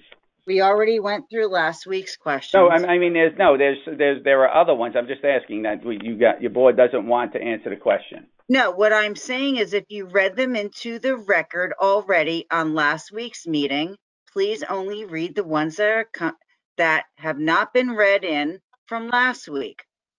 So, okay, once again, I understand your statement, but I believe the residents are looking for an answer. So if you want me not to read the additional statements or questions, that's what you're saying, I'll do it. I won't read them. No, what I am saying is you've read them into the record last week. They have been documented. So please, in the essence of time on a budget meeting, let's get back to the business that we need to and read the emails that have been comments that have made that have not been read into the record. And I've repeated this now quite a few times. Any responses? Yes, you have. Okay. I just would love to have answers for them, but that's fine. We're going to move on to Matthew. Let's see. All right, hold on. If she Why does Ed keep getting muted? Are you ready? Are you, do you, so you don't want to answer the questions? That's all I'm asking you. No, you're not asking me that question. You read them into the record last week. So we are not having this debate, Ed. Please read the comments that were written this week. You're rehashing something that happened last week that has already been read into the record. So please, we have been on this call now for quite a while, Long and we have time. not even gotten into the budget items.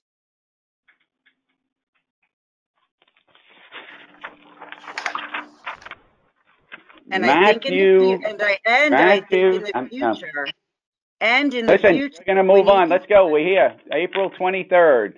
As the curve starts to flatten, many have started to think about the economy.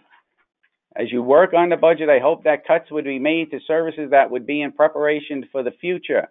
I am not sure if you are worried, but I am. If Suffern does not prepare today, it will hurt in the future. Every year we have had tax increases that are burdened 7-8% to middle-class workers like me. I can only see double-digit increase next year if we do not plan today. Please, can our village do the best not to just increase a property tax like it's nothing? We must do our best to restrain spending and cut programs if necessary to save Suffern. The two options are to expand the tax base, such as the quarry, Avon, or cut services, and it appears that increasing the tax base has not been successful. The status quo is not sustainable in this time. Thank you for all you have done to help keep the Village of Suffern safe during the COVID pandemic. All right. Where are we? It is now 8:45. Do I have a motion? Hold on, let me see. It is now 8:45. I would like to open up the public hearing to consider the 2020-2021 sewer and water rates. Do I have a motion? Motion. Who was that? Who motioned it? I'm sorry. Trustee Corrigan, motion. Trustee Corrigan. Second, Alpert. Trustee Alpert, second.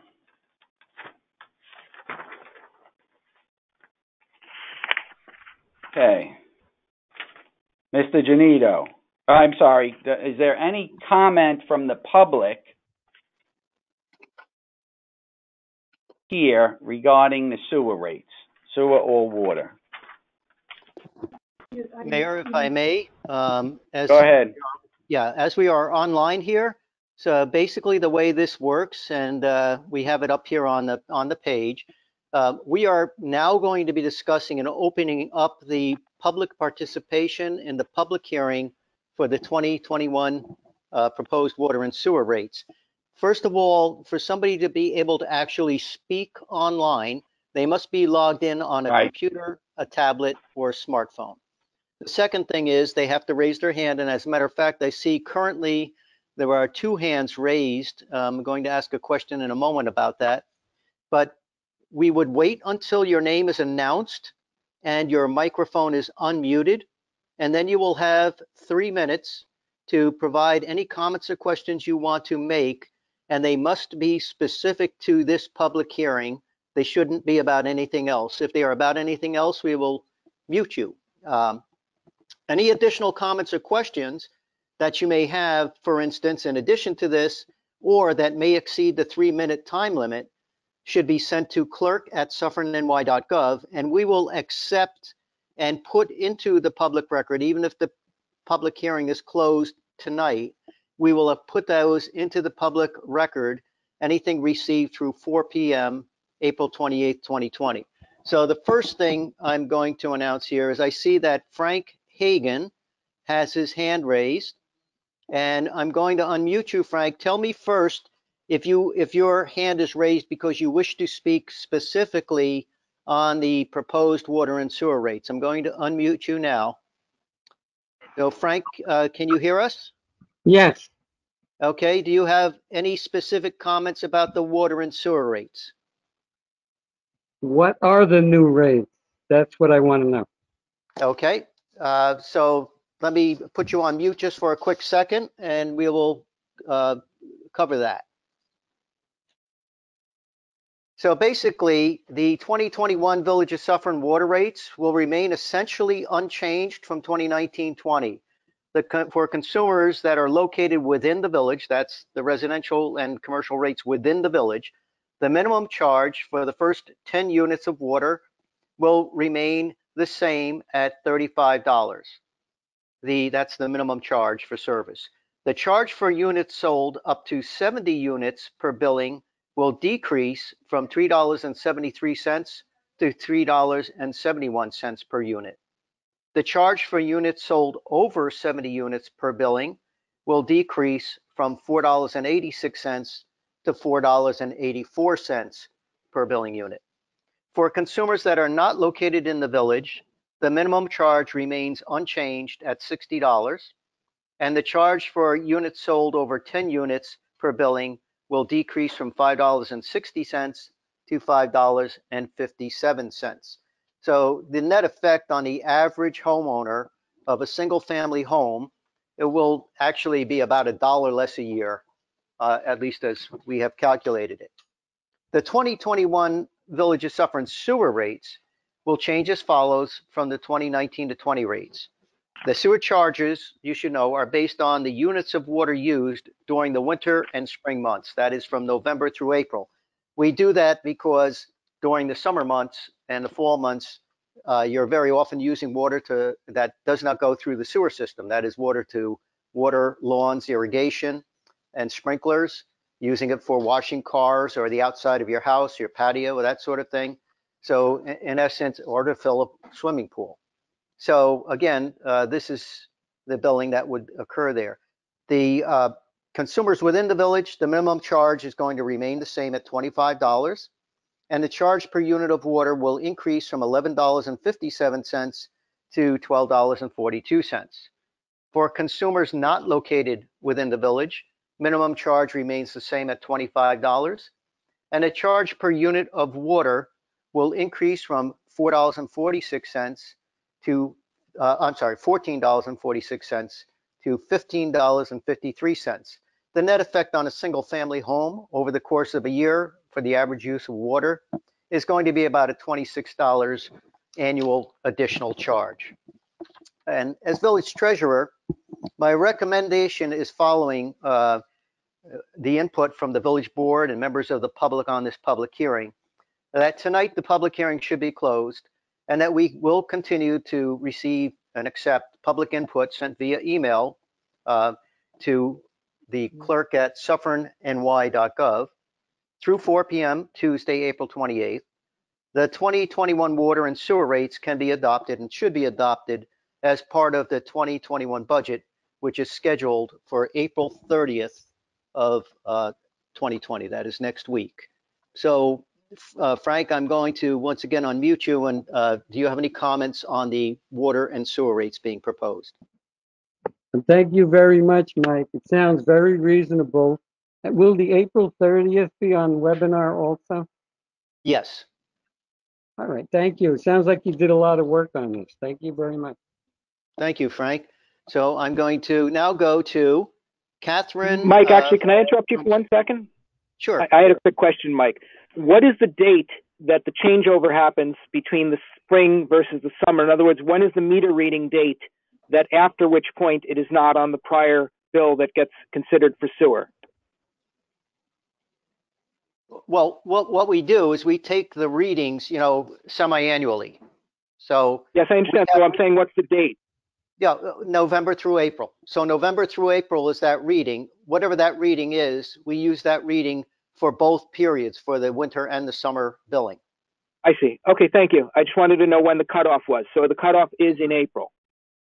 Yes, April 30. Thank you. That's You're perfect. welcome. I apologize. Go ahead. No problem. And so, Frank, I'm going to put you on mute. And we have, and excuse me if I pronounce it incorrectly, but Catherine Fermank wishes to speak. Catherine, do you hear us? Hello, Catherine, are you there?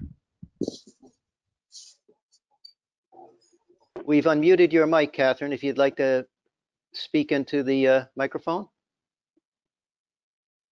Okay, so I'm not getting much there. Catherine, if you want, I know you're logged in, so if you can hear us, by all means, you can send in your comments via chat. You can also send an email to clerk@suffernny.gov, and we will make them part of the record. I also see now Bruce Simon has his hand raised, and I'm going to ask Bruce if he has any comments on the 2020-21 proposed water and sewer rates. Bruce? Bruce, can you hear us? Okay, I'm not quite sure why they're not responding, but Bruce, if you can hear us, once again, you can send a chat to us if they're not too long, or if you would prefer, you can send an email to clerk@suffernny.gov. Okay, at this point, I'm not seeing any other hands raised, Mayor, so if you'd like to take any other comments from the board members, and then we can close the public hearing on the water and sewer rates. And once again, we'll accept comments or questions sent via email to clerk@suffernny.gov through 4 p.m. April 28th, 2020. Thank you.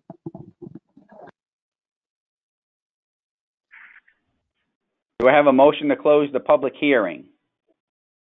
Trustee Barone makes a motion. Trustee Barone, do I have a second? Second. Go ahead, Paul. Trustee Girard, second. Any further discussion? All in favor? Aye. Aye. Aye. Aye. Motion carried.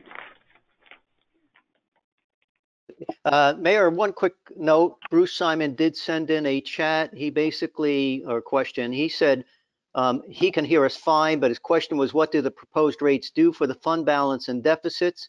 Essentially, what the rates will be doing is essentially making them neutral. We do have within the sewer fund, it has to repay the general fund for money that was spent during the period of time when the sewer was running out of money and the general fund financed it. So part of that money is going to the general fund, but it's neutral. In other words, all of the revenues received or proposed to be received in the budget balance equally with the expenditures of those budgets. Great, thank you very much. Okay. It is now 8:55. I would like to open up the public hearing to consider a property tax levy in excess of the limit established in General Municipal Law, Section 3C. Do I have a motion? Trustee Motion. Barone makes a motion. Trustee Barone, do I have a second? Second, Trustee Corrigan.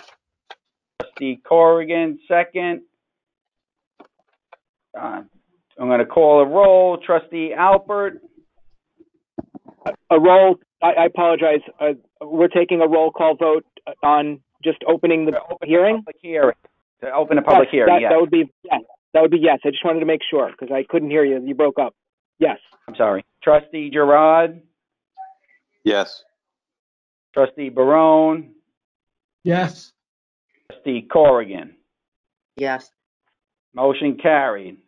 Treasurer Dranito, please provide the board with an overview of the proposed resolution authorizing a property tax levy in excess of the limit established in the General Municipal Law, Section 3C. Yes, Mayor, thank you. Local governments in New York State, including the Village of Suffern, may override the tax levy limit, commonly called the tax cap, only by first passing a local law that allows for the tax cap to be exceeded. The tax cap for the 2020-2021 budget provides for an increase of 1.78% over the 2019-2020 tax levy. Note that the tax cap is a cap on the tax levy, not the tax rate. In other words, your tax, you may stay within the tax cap of 1.78%, but your tax rate might actually be 3 or 4%. To be adopted, the local law to override the tax cap requires at least 3 affirmative votes of the village board and must be adopted prior to the adoption of the budget. Now, a quick note on that, it's prior to the adoption of the budget. It doesn't have to be tonight, but it has to be prior to adopting the budget if the budget is going to exceed the tax cap. And I'll go on a little bit about that now. If there is an error in the tax cap calculation that causes excess taxes to be levied, or the village board fails to adopt a local law required to override the tax cap before the budget is adopted, the village treasurer will be required by law to place in any such excess taxes in a restricted cash reserve that cannot be used to fund the village operations in the 2020-21 fiscal year. Such excess taxes would be used to reduce the tax levy of the following, in other words, 2021-2022 fiscal year. The real property tax levy in the 2020-2021 tentative budget exceeds the tax cap by $480,753. These are the amounts of the tentative budget, not any adjustments taken into account that the village board may have discussed but not yet adopted.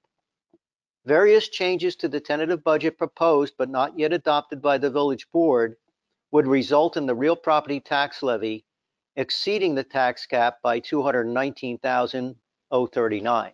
In other words, the village board has already discussed and has seemed to come to a consensus that certain adjustments could be made to the tentative and should be made to the tentative budget. If they were to adopt those tonight, then we would need an additional $219,039 in funds to be reduced in the appropriations in order to meet the tax cap. As the village treasurer, my recommendation is that the village board adopt a local law tonight that would override the 2020-21 tax cap. Should the 2021 budget that is adopted bring the real property tax levy below 1.78% of the tax cap, the village board may adopt a local law to repeal the override, that previous one that they had passed, following the same requirements as any other local law. That is a public hearing, filing with the Secretary of State. The local law to repeal the override of the tax cap would have to be adopted by at least 3 affirmative votes of the village board before the village certifies with the Office of the State Comptroller as to the fact that they are tax freeze compliant.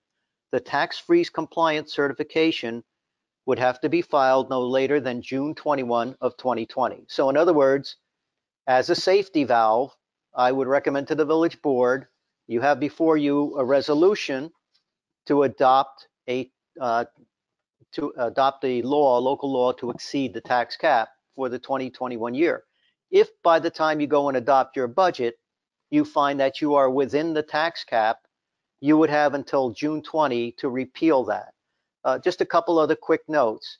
In previous years, if the village had stayed within the tax cap, there could be a financial benefit to the residents of the village in that they would receive certain checks from the rebate checks, I should say, from New York State. However, that went away about a year, maybe 2 years ago, and there is no longer that, quote, financial benefit. There's still always a benefit to lowering your tax rate. It's just that there aren't any more of these rebate checks going around that there were a few years ago when the tax cap was first started.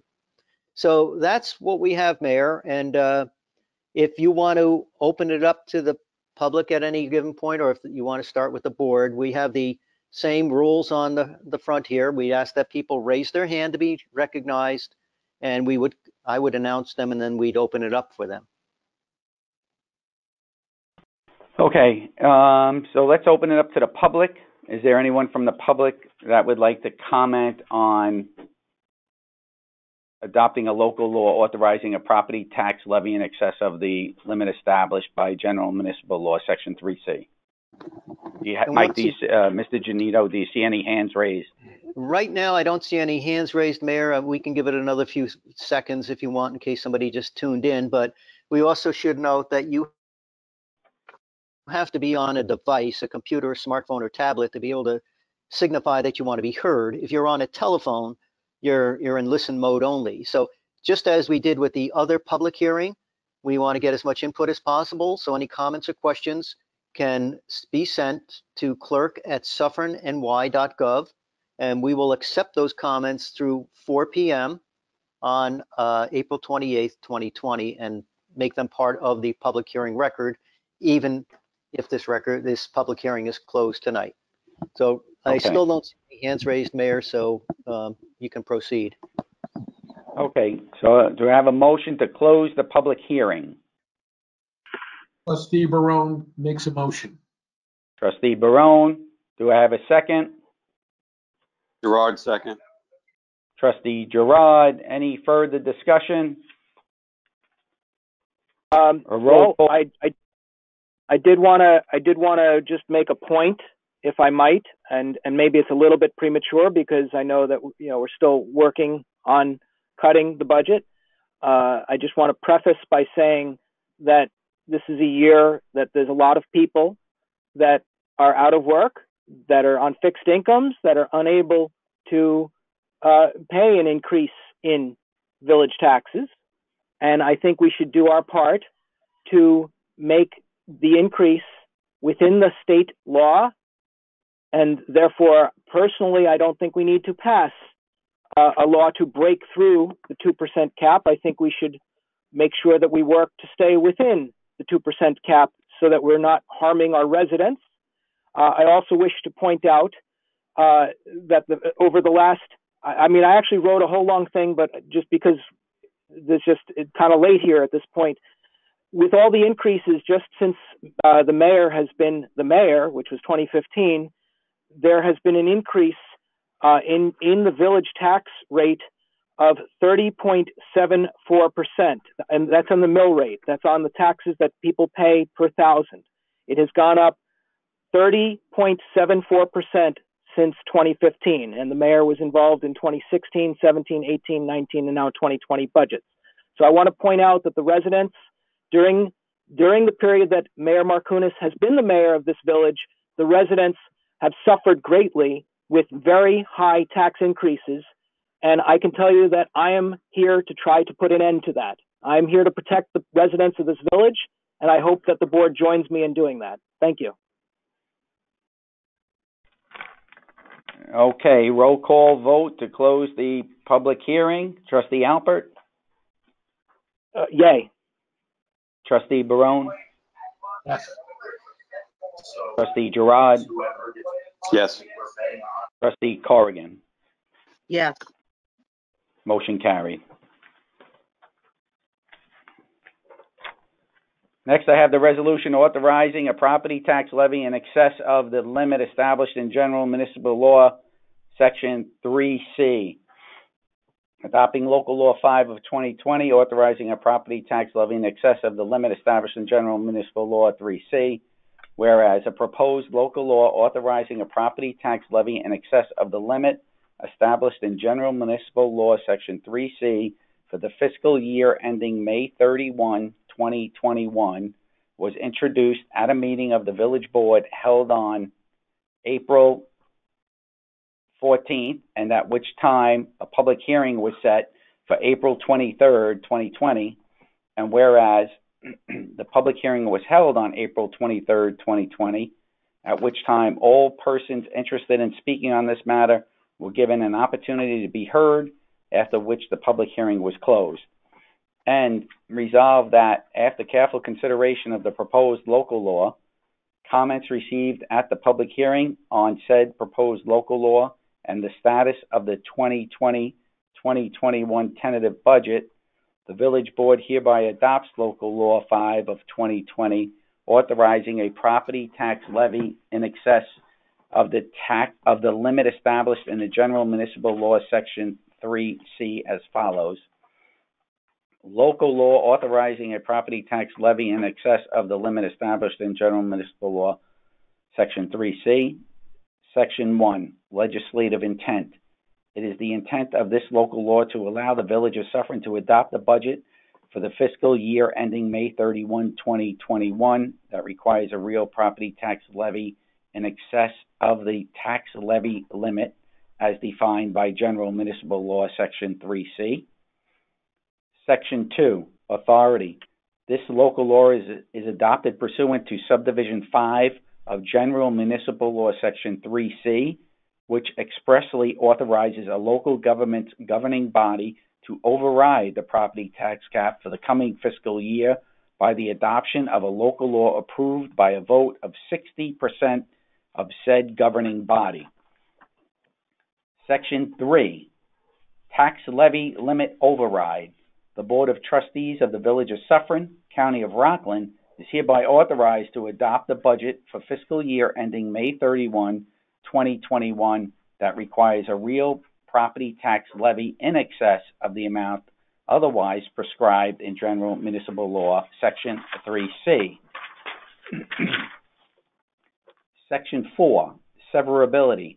If a court determines that any clause, sentence, paragraph, subdivision, or part of this local law, or the application thereof to any person, firm, or corporation, or circumstance is invalid or unconstitutional, the court's order or judgment shall not affect, impair, or invalidate the remainder of this local law, but shall be confined in its operation to the clause, sentence, paragraph, subdivision, or part of this local law, or in its application to the person, individual, firm, or corporation or circumstance directly involved in the controversy in which such judgment or order shall be rendered. Section 5, Effective Date. This local law shall take effect immediately upon filing with the Secretary of State. A motion to approve the foregoing resolution. Do I have a motion? Hold on, I'm sorry. Do I have a motion to adopt this resolution? Trustee Barone makes a motion. Trustee Barone. Second, Do I have however, the paperwork that was sent to us is apparently from last year because it says a motion for that's resolution correct. by trustee Frank Hagan and second by Maura Hertzman. A roll call for this vote is as follows. Yeah, that's going to be removed from the resolution. So we have the motion by Trustee Barone. Do we have a second to override property tax levy in excess of the limit established in General Municipal Law? Okay, when are we going to be getting the corrected resolution? Tomorrow. Okay, perfect. Oh, Mike has it? Yeah, Well, we'll, that's, you can send it out tonight. yeah. Okay. I believe Trustee Corrigan seconded it, right? Yes. Okay. Okay, roll call vote. Trustee Alpert? No. Trustee Girard? Yes. Trustee Barone? Yes. Trustee Corrigan? Yes. I vote yes. Motion, resolution passes. Okay, thank you.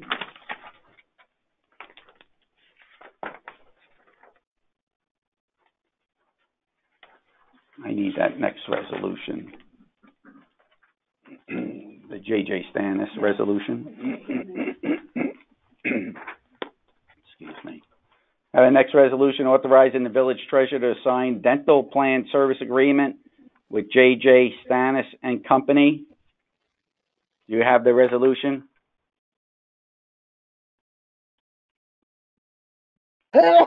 Excuse me. Bless you. Thank you. Do I have a motion on this resolution? Trustee Barone makes a motion. Trustee Barone. Do I have a Alpert, second? Alpert. Alpert, second. Excuse me. Any further discussion? All in favor? Aye. Aye. Aye. Any noes? Motion passes.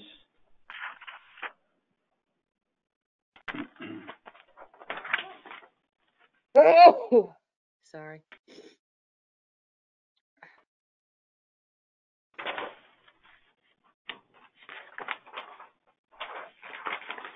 Next resolution authorizing transfer from water fund to capital projects fund for water and sewer rate study. I have the resolution, whereas the 2019-2020 water fund adopted budget included appropriations in the amount of $50,000 for a water and sewer rate study, and whereas the revenues and expenditures associated with such studies are more appropriately accounted for in the capital projects fund. Now therefore be it resolved that the village board authorizes the village treasurer to transfer $50,000 from the water fund to the capital projects fund. And further be it resolved that the village treasurer is authorized to create and amend the necessary accounts in the water fund and the capital projects fund to reflect the aforesaid transfer. Do I have a motion? Trustee Barone makes a motion. Trustee Barone. Do I have a second? Girard, second. Trustee Girard. Any discussion? All in favor? Aye. Aye. Aye. Any noes? Motion passes. Let's see. Next resolution. The only thing is I had the original number. I don't have the number that's been negotiated down, so there has to be a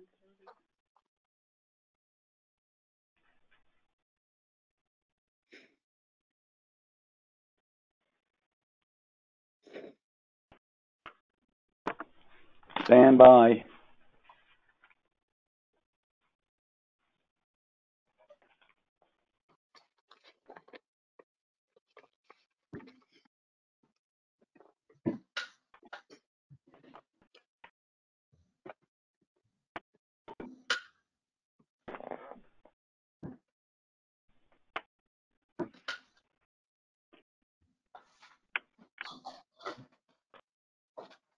I have the resolution authorizing payment of legal fees to Keenan Bean for legal services provided to the Village of Suffern as Village Attorney and Labor Counsel, March 1, 2020 through March 16, 2020. I think we need to have the amount clarified. Do you have the resolution in front of you, Steve? Hang on. I probably have it. The capital That was project. for March. Yeah, I'm looking. Okay, I have it in front of me. Yes, I have it in front of me.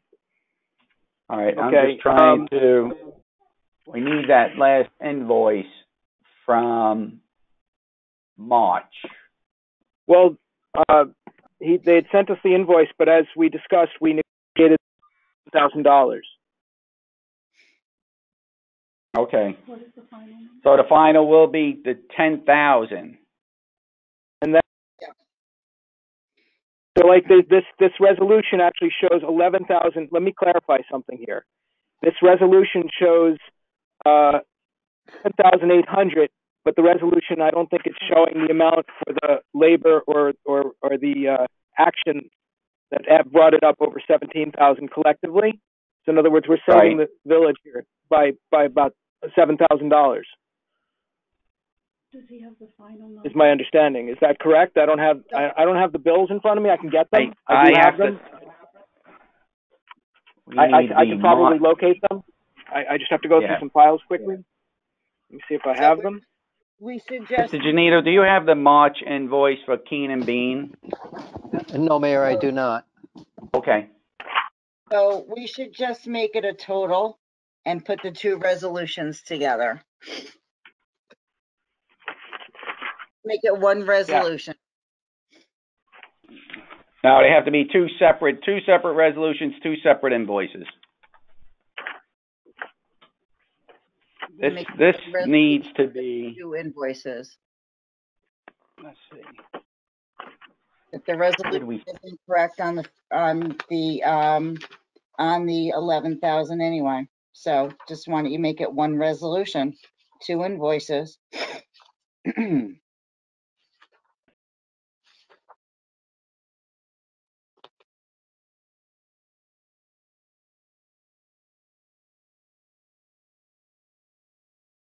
Are you on mute, Ed?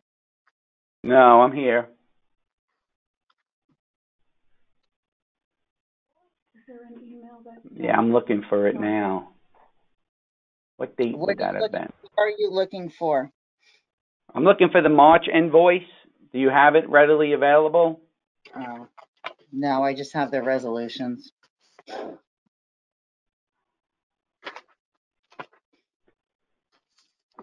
Monday, that had to be. Stand by.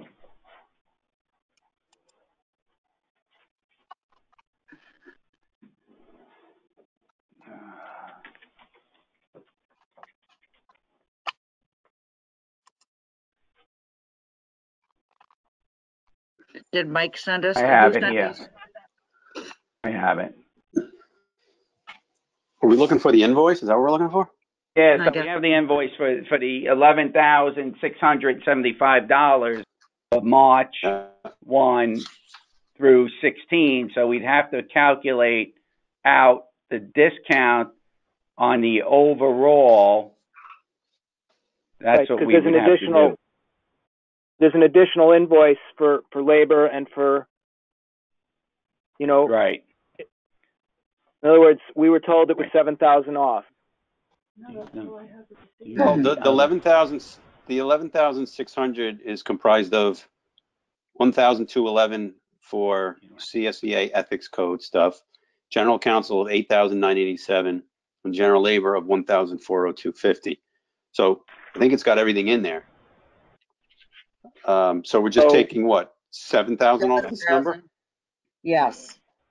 So it would go from 11,675 cents to 4,675 cents. Correct. $600.75.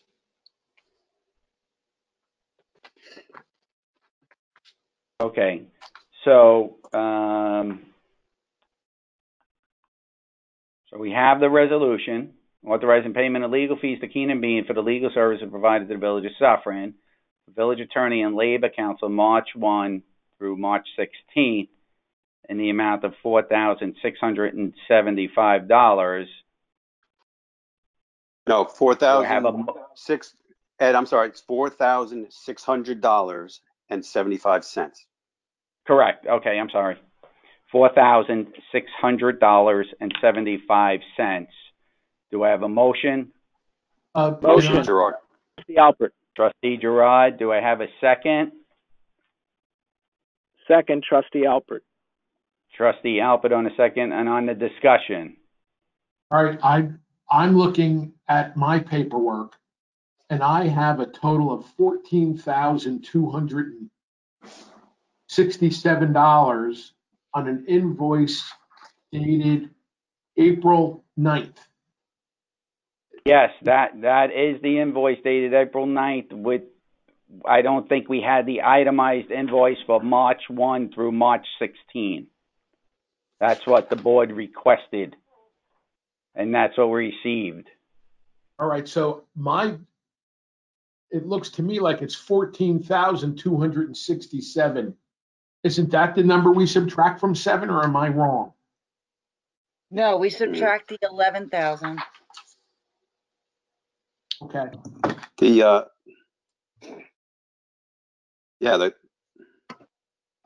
cover page on April 9th reads out the itemization that I read off for each one of those 3 areas of service. Right. How much do? I think we need to have this the bill clarified. Unless we pass the resolution, subject to review and approval by the village treasurer. If the board is considering paying these outstanding legal fees, I think it would be subject to the review and approval of the village treasurer. How does the board feel about that? I think we all agree, that the negotiation I made was basically roughly $7,000 or $7,000 off the March bills. So I'm not sure what the March bill is because I don't have it in front of me. But that was the arrangement that I made. The $7,000 was off the total of I think 17,000, and it dropped it down to 10,000. That's why it needs to be just clarified from Keen & Bean, reviewed by the treasurer and myself. And if you're reviewing it, we would like to review it. Sure, absolutely. How does the board feel about that? Everyone will review it? I still don't. Trustee Corrigan, Trustee Corrigan, how do you feel? I'm trying to get a sense. I know it's hard to get a sense of, Trustee Alpert? Yes, if we're all going to review it. Yeah, I was going to say, as long as we're getting $7,000 off the bill, right, which is the arrangement that I negotiated, I don't know what the total is, but if we get $7,000 off the total of what we were sent, because I had it right. at one point, I just didn't print it. I don't have it in front of me. So if we get $7,000 off that, I'm good. But if okay, yeah. I mean, I have an idea. So seeing that we all seem to be a little confused on this whole matter, and the $7,000 is being taken off of the March bill because they could not take anything off the 75,000, and that's why we got the discount on this for the March bill. Perhaps we could put everything together and make sure that we have all the correct numbers, and then we can do it. I'm sure we're going to wind up having another meeting for the we could just table this bill. Let's move on. We'll get it. We'll put it together and get it right for that resolution. And just to be clear, so if there's no confusion from Keen & Bean, the trustees are willing to move forward on this per the arrangements that were made, and this is not any sort of issue like we're not trying to table it for any reason other than this clarity issue. Correct.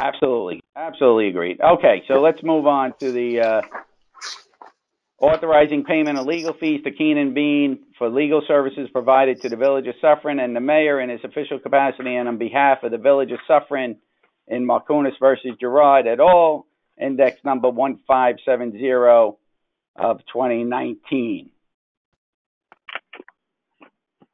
Let's go. I won't read the whole thing. Let's see. Whereas, pursuant to the retainer agreement and in prosecution of Markunas versus Girard et al., Keen & Bean PC has submitted legal bills to the village since January 2020 for payment in excess of $82,000, which are due and owing. And whereas, based upon negotiations between the mayor and Keen & Bean PC, Keen & Bean PC has agreed to reduce its fee and accept $75,000 in full satisfaction of its legal bills in Markunas versus Girard et al. And whereas the Supreme Court of Rockland County issued a final judgment and order entered March 16th, granting relief requested by the mayor and invalidating the motion as unlawful. And whereas the Board of Trustees acknowledges the sum is due and owing to Keen & Bean and desires to make payment of $75,000 to Keen & Bean. Do I have a motion? Trustee Barone makes a motion. Trustee Barone, do I have a second?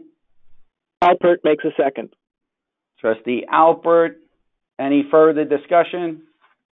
Yes, Yeah. I want to make it very clear that the $75,000 is being paid in full only because of the fact that they could not give a discount on the $75,000, so they've chosen to take it off of the March bill, and that is why we are getting a discount on the March bill. Thank you. Okay, And- they did discount, my negotiations with Keenan Bean did discount from No. over $82,000 to $75,000. We would have All to in pay- favor? I have further Aye. discussion. Further discussion, Hold on. Charles. Go My ahead, further Charles. discussion that, we had the opportunity at the very beginning of this to work it out. And if I was the mayor and I asked Keenan Bean, how much would it cost the village to sue the board? And they told me $87,000 to sue them, $0 to compromise with them. I would have compromised.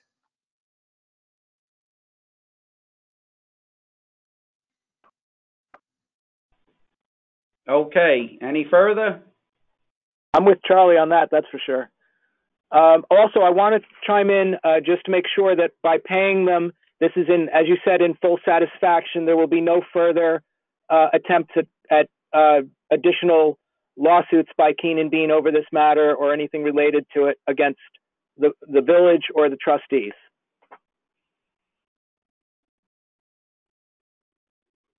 Payment is in full satisfaction.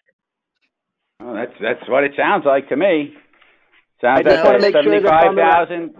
the $75,000 is outstanding to this invoice.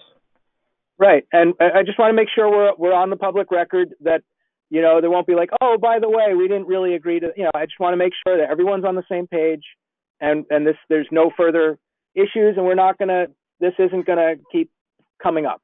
We're done. Okay. All in favor? Aye.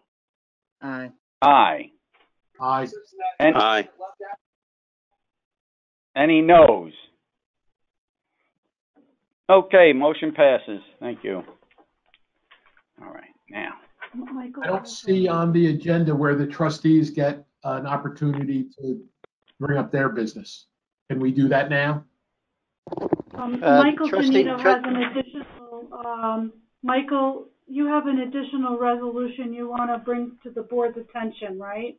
Yes, and also I believe, it's kind of late, but you're still in this meeting, and although you had public participation in the 2 public hearings, you may, if you want to, have public participation. I don't see any hands raised, but in case you do, we can open that up as well. But the resolution that I have, and that I'll explain it as follows. Part of this meeting is to be a discussion on the budget and any additional changes to the budget. One of the things that you have done, and I believe, I think you have before you a resolution to adopt changes to the tentative budgets, which are the changes that I believe is the consensus of the village board at this point in time. And so my recommendation is that you adopt this resolution with these changes. You can still make further changes, but just a couple of things. First of all, you want to make these changes because the way the law works is this. The tentative budget has been submitted to the board, was submitted to the board back in March, and that, if nothing else is done, for instance, if you didn't get a full vote or any adopted changes to the tentative, that would be the budget for the year, and that would be the tax levy for the year. So this, if you adopt it tonight, at least solidifies the changes you made should something happen that you don't get a budget adopted on April 30th or on or before May 1. So that's why I'm recommending this. And I think if you looked over that resolution, you'll see it's what I had sent in previous emails as well, that these are the changes to date. This is the summary of how that affects the tentative budget and the summary schedules within that budget. So that's one thing. The second thing is, as I mentioned to the board in the previous meeting, one of the most or very important things that we need to do, I really would want to have any final changes tonight. And the reason why we want those tonight is because it takes an awful lot of time. Once you give me these changes, I run them through our financial management system. I then update the budget document. I then have to proof the document against what was in the system and the calculations in that document, which means that some of this stuff I have to go out of online to do with the state controller's office. And if I'm satisfied that everything's working within the system, my next step is to send it over to our assessment clerk, who runs it against the tax roll, the actual tax roll with the detail in it, to make sure that the calculations come out to be approximately the same amount and at least no less than the adopted budget. So then once that all is done, I then take that information, put it together in all the schedules that you see with the budget document. I have to then prepare a budget message that talks about how it moved from the tentative budget over to the adopted budget, as you've seen in previous budget messages. Work up a table, compile all the documents, including our comprehensive financial policies as part of it, all those different schedules and a table of contents. Once all of that is done and put into a document that you as a board can vote on April 30th, I also then make sure that that document is converted over to a PDF format that can be put onto our website, published, and we also file that with the State Comptroller's Office, the House and Ways and Means Committee, the Senate Finance Committee, as well as the State Comptroller's Office. We also do it online with the Municipal Securities Rulemaking Board, EMA filing, as it's called. So in other words, these are all things that have to be done all within that 1 week to April 30th in order for you to adopt it. That's why we want the final changes today. If you don't have the final changes today, they have to come very shortly after today, because there's a very short window for us to work within to get this everything put together for you to make a sound decision and have a good document in front of you that you can vote on. So these are the changes. The first thing is that I'm asking the board to adopt this resolution, which, if you looked it over, it has all of the changes that you had discussed and what I believe you've agreed to. That can be incorporated into changes of the tentative budget. So, Mike, if I can just understand. So the changes that we've all agreed on already, you can input those and get started on that, because we definitely are not ready to, we're not ready to make a final commitment. The budget's still a little bit higher than where we want it to be. So can you start putting in what we've all agreed upon so far? And then I have put them in. I have run them. And in fact, that's when I gave you those summary updated schedules. I was confident that the numbers were correct because I was able to go into the system, go into the document, make all those changes and proof them against one another. So yes, that's already actually been done. These, again, and as you said, it appears that you've all agreed on these changes, but you haven't officially adopted the changes, which means you could agree all you want, but if you don't officially adopt them, they don't affect this tentative budget at all. So, but we can, if we agree, can we still add more deductions because we're not happy to where the number is right now? Yes, you can certainly add more, and that's what I'm saying. You can add more if you want to. The problem is going to be this, is the timing of when you add those things and agree on them and then adopt them so that I can then produce the document that you need on April 30th to know that when you're looking at that document with the tax levy, with the tax rate, with the revenues and expenditures, and for all the funds, that that document, including all those schedules like the tax cap calculation, to make sure that what you're looking at and what you're voting on is a document that has been prepared properly, proofed properly, and that you can be confident that it doesn't have any significant errors in it. You know, in addition to all the numbers, we also have to proofread the wording as well, and the page numbers and all that sort of thing. So, yeah, I mean, you can do it, but my question would be then, you'd have to have another meeting.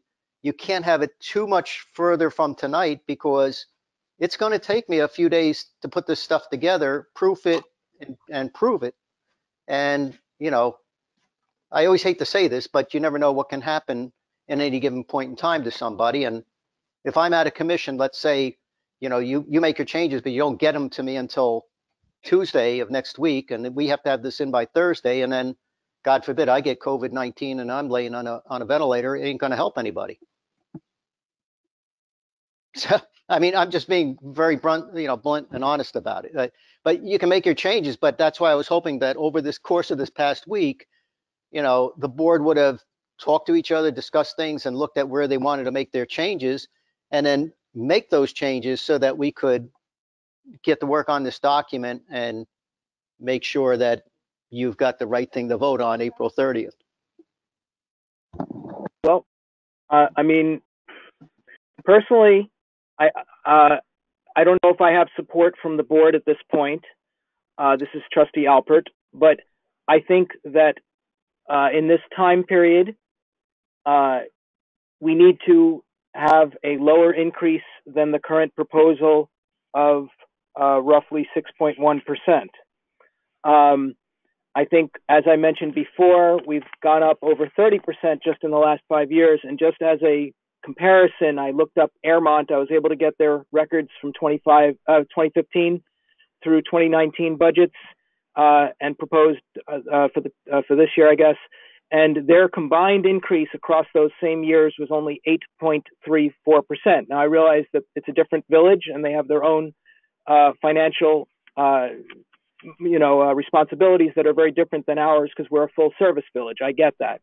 But having said that, and I know this is an uncomfortable topic for you, Mr. Giannino, but we have, in my opinion, a very large predicted fund balance. Now, last year we ended the year in 2019, at the end of the fiscal year, we ended the year with a $2,381,353 fund balance. That's an actual number. And this year, again, I know you said that the number is completely not arbitrary, but not finalized yet, because you really don't know the effects of COVID and everything else on this number, but it could be somewhere in the neighborhood, let's just call it, of $3,065,673. I want to remind the board and remind Mr. Giannino, this is the public's money. And I also want to remind Mr. Giannino and the board that we were upgraded last year from BAA1 to an A2 rating due to the fantastic work done by Mr. Giannino, based on last year's budget, which had the $2,381,000 remaining at the end. And I think as a bottom number, if you will, I wouldn't ever want to see our fund balance go below that. I think that that's probably a good bottom. But I think that with predicted over $3 million, and even if it's a couple $100,000 less than that because of changes that you can't predict right now through the end of this fiscal year, I think that we should carry forward some of our fund balance, because I believe this is the residents' money, and I don't think it's fair to hold close to 20% of their money on file. I think having perhaps 2 months of reserve is a safe number, but I think carrying forward more than that, I think, is just keeping people's money, which here in this village, the people can't afford, especially right now. A lot of people are out of work. There's people on fixed incomes. I don't know if I have the support of the board on this, but that is what I'm proposing, is to carry forward at least $219,039, which would bring us under the state tax cap. And if I may have any opinions on this? Yeah, I'd like to respond to it first so the board can have an understanding here. Let's start with the fact that this COVID-19 issue, we haven't even seen the effects of it yet, because it just started essentially in March. So what happens going forward? And I'm not so worried about the expenses of it. The expenses being the additional cost for sanitation, et cetera, and protection of our workforce, and the public. But beyond that, the biggest impact that this is going to have on us now and for the year coming is going to be on the revenue side. I was on a conference call with 25 members from across the state, some of these people being county executives and finance officers, major cities as well, and in the conference of mayors, some of them being mayors of other places as well. And the issues that they brought up are, sobering. Let's start with this. We talk about some of the major revenues that can get affected. Let's start with sales tax. We know that places are closed. The major sources of sales tax in New York State, restaurants, I believe, are number 5. Gas stations are number 2. Look at the places that are closed that are not selling, restaurants in particular, where you're not going to get the sales tax. Look at the gasoline. Not only are you not making the sales because people aren't traveling as much, but as well, you have gasoline itself, the price per gallon. They just had this week oil hitting a negative barrel. In other words, if you had a barrel of oil, you had to pay somebody to take it off your hands. You couldn't just sell it for, it used to go for $147 a barrel back in the 70s. So you take that into effect. The lower price of gas means, and less gas being used, means that you're getting less sales tax from one of your major sources, plus the restaurants, as we mentioned. If you listen to what they were talking about on the news not that long ago, like a week ago, both counties, Westchester and Rockland, call it a fiscal tsunami for them. If you take it for us, you're going to have sales tax. People are not buying and selling homes right now. Mortgage tax is going to be affected. Then you have things like parking permits. And parking permits, people who are commuting and no longer commuting now, you're going to see a reduction in your parking permits.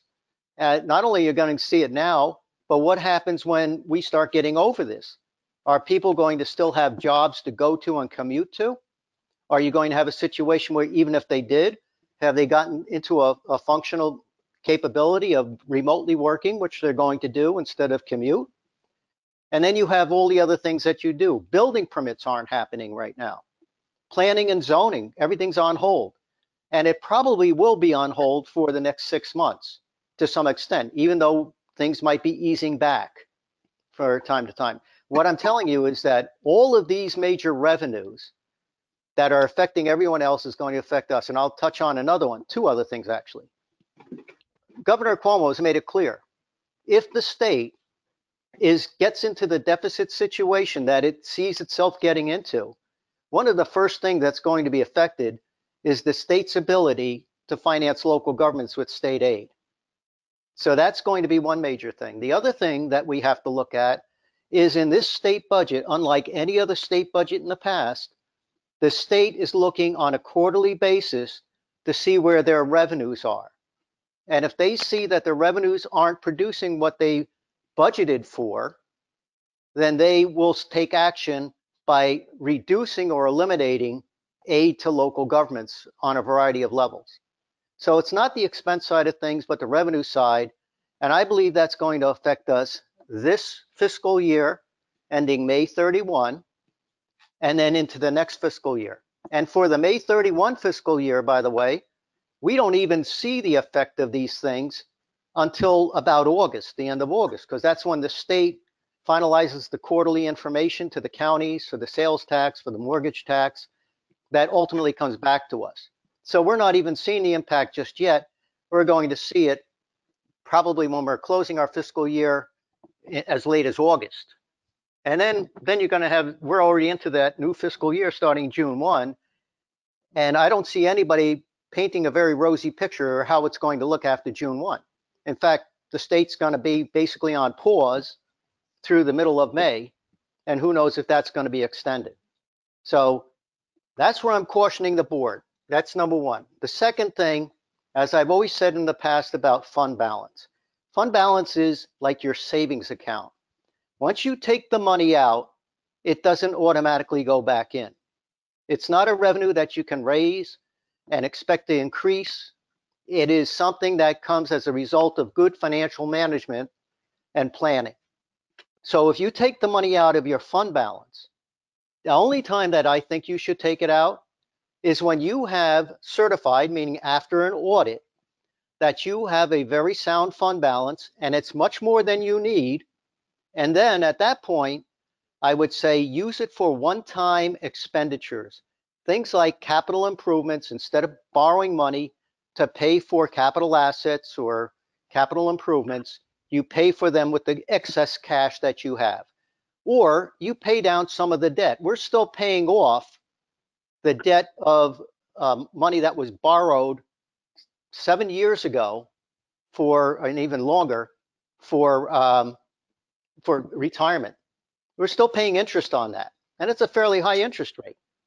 You know, we're paying off installment purchase contracts rather than buying police vehicles or other vehicles. We decided that we had to finance them because we didn't have the cash. So, and it wasn't put into the budget as a purchase. So we're paying those, I would say pay those off with that fund balance and so forth. So I'm just cautioning the board. Once you take the money out, it isn't going to go back in.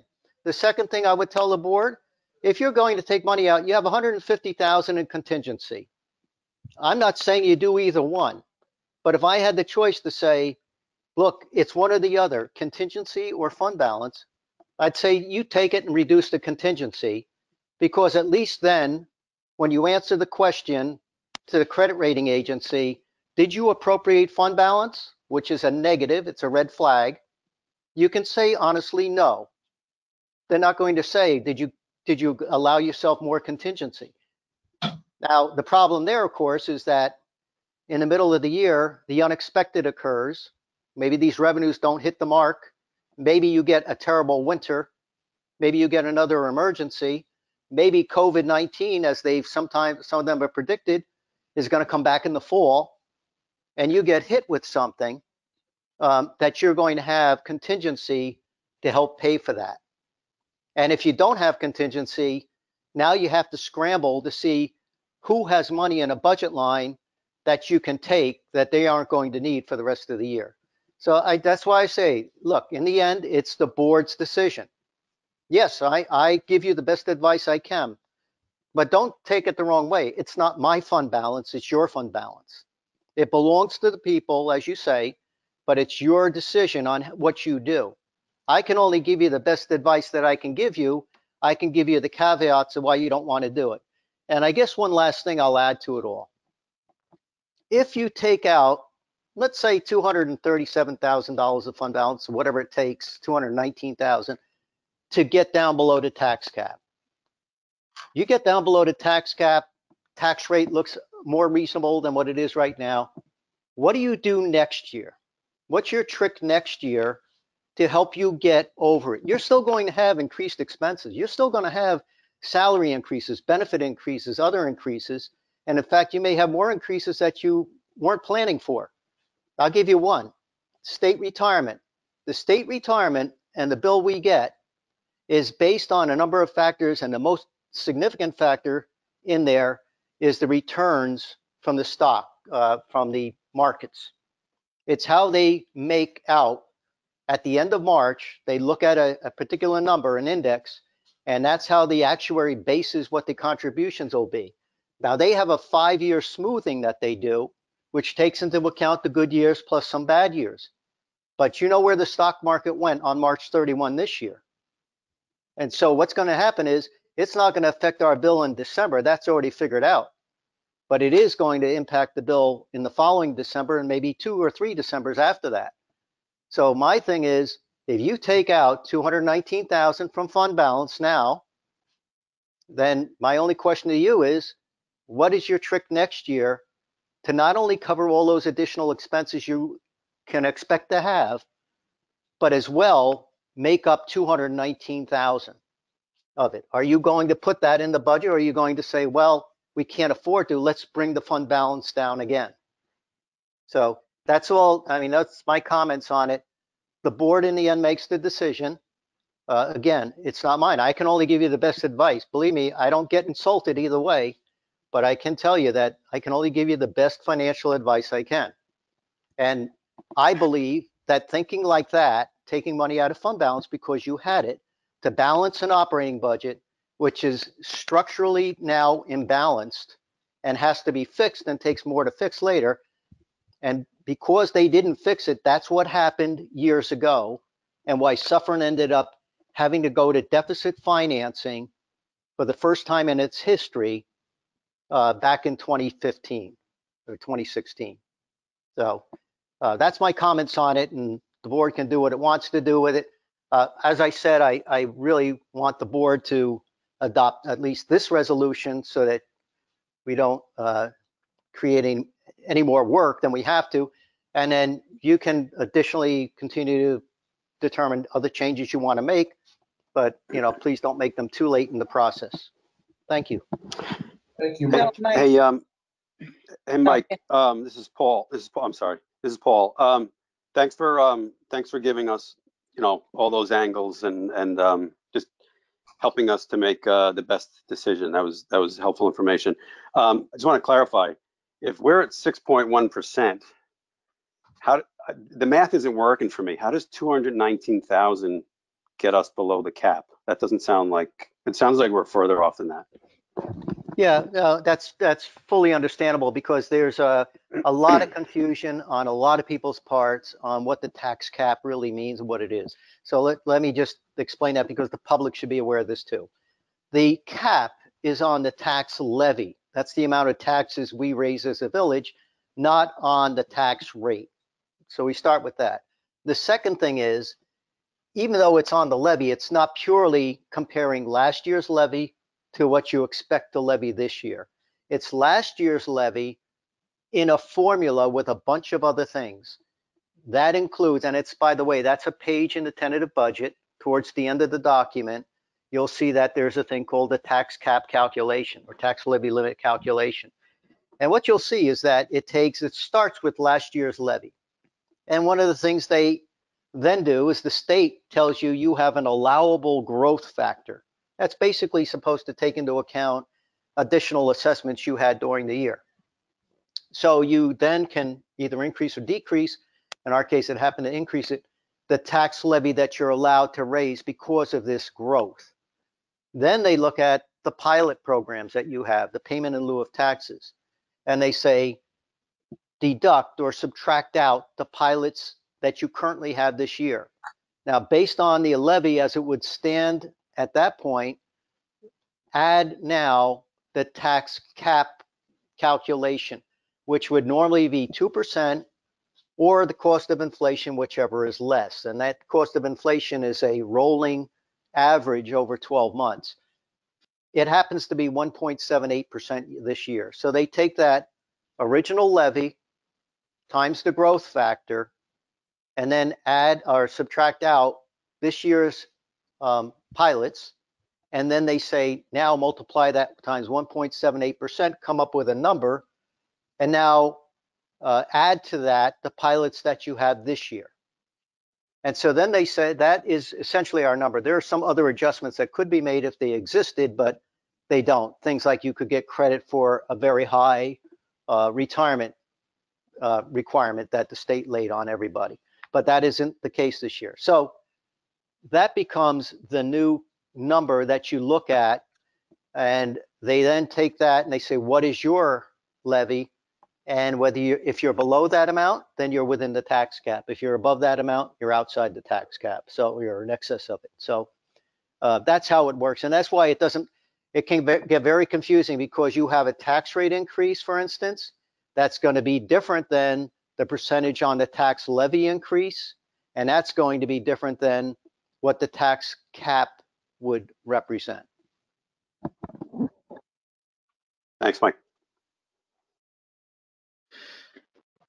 So, Mike, if we were to get you, the mayor and the board's numbers to you by Monday, would that work okay for you?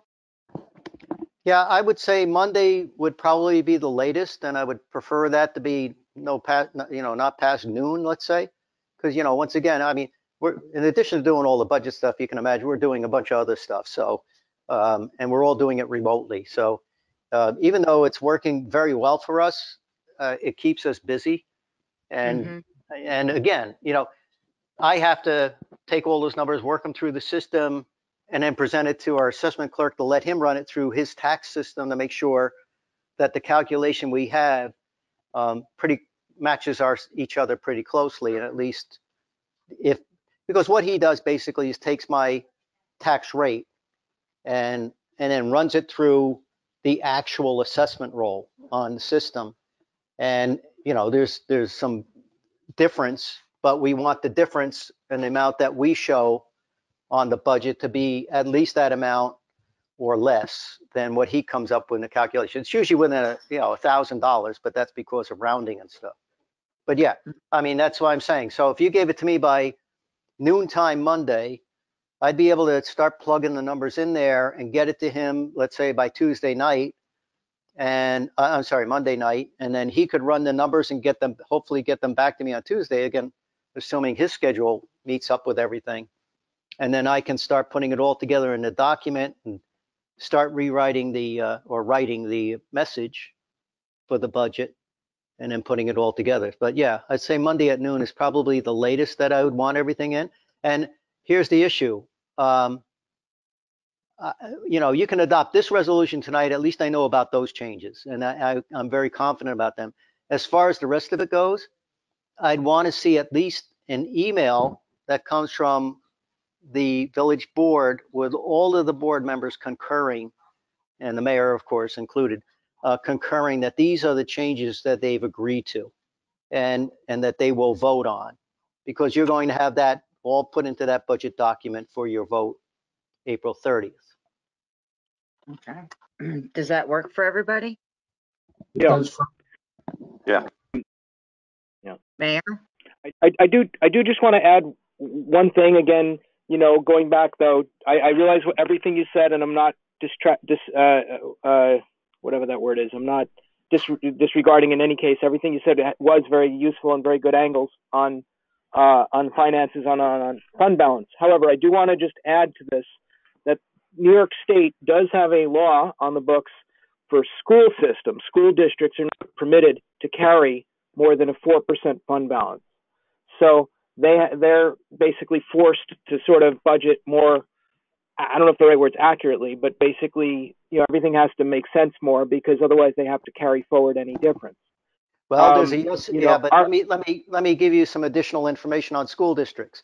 4% is on their general fund, unassigned fund balance. The rest of it, though, they have a plethora of reserve accounts that they can put money into. And trust me, if you look at any school budget, that's where they put their money. And one of the things that the school district tries to do is use as much of its fund balance as it can, because a lot of their state aid can be dependent upon how much of fund balance unassigned they have. Now, if they put the money into their reserves, it doesn't count against them. If they have the money sitting in the fund balance, it counts against them. So that's why school districts have that situation. Okay, fair enough. I appreciate that. I was not aware of that. Thank you. All right, so I think right now we just present this resolution, and then we can continue the discussion on the rest of the budget, because we just want to put this in there, the resolution adopting the changes to the tentative budget for fiscal year ending May 31, 2021, that you all have a copy of. Is that correct? Yes. Okay, so do I have a motion? Motion, Alpert. Trustee Alpert. Do I have a second? Second, Meegan-Corrigan. Second, Meegan-Corrigan. Do I have any further discussion on these specific changes? Okay, then we'll take a roll call vote. Trustee Yes. Alpert? Yes. Trustee Girard? Yes. Trustee Barone? Yes. Trustee Meegan-Corrigan? Yes. And Mayor Markunas, yes. Okay, motion passes. All right, thank you. So, just going back to that, I just a couple of comments to go back to Mr. Janito's comments in regards to, or Mr. Alpert's comments in utilizing fund balance.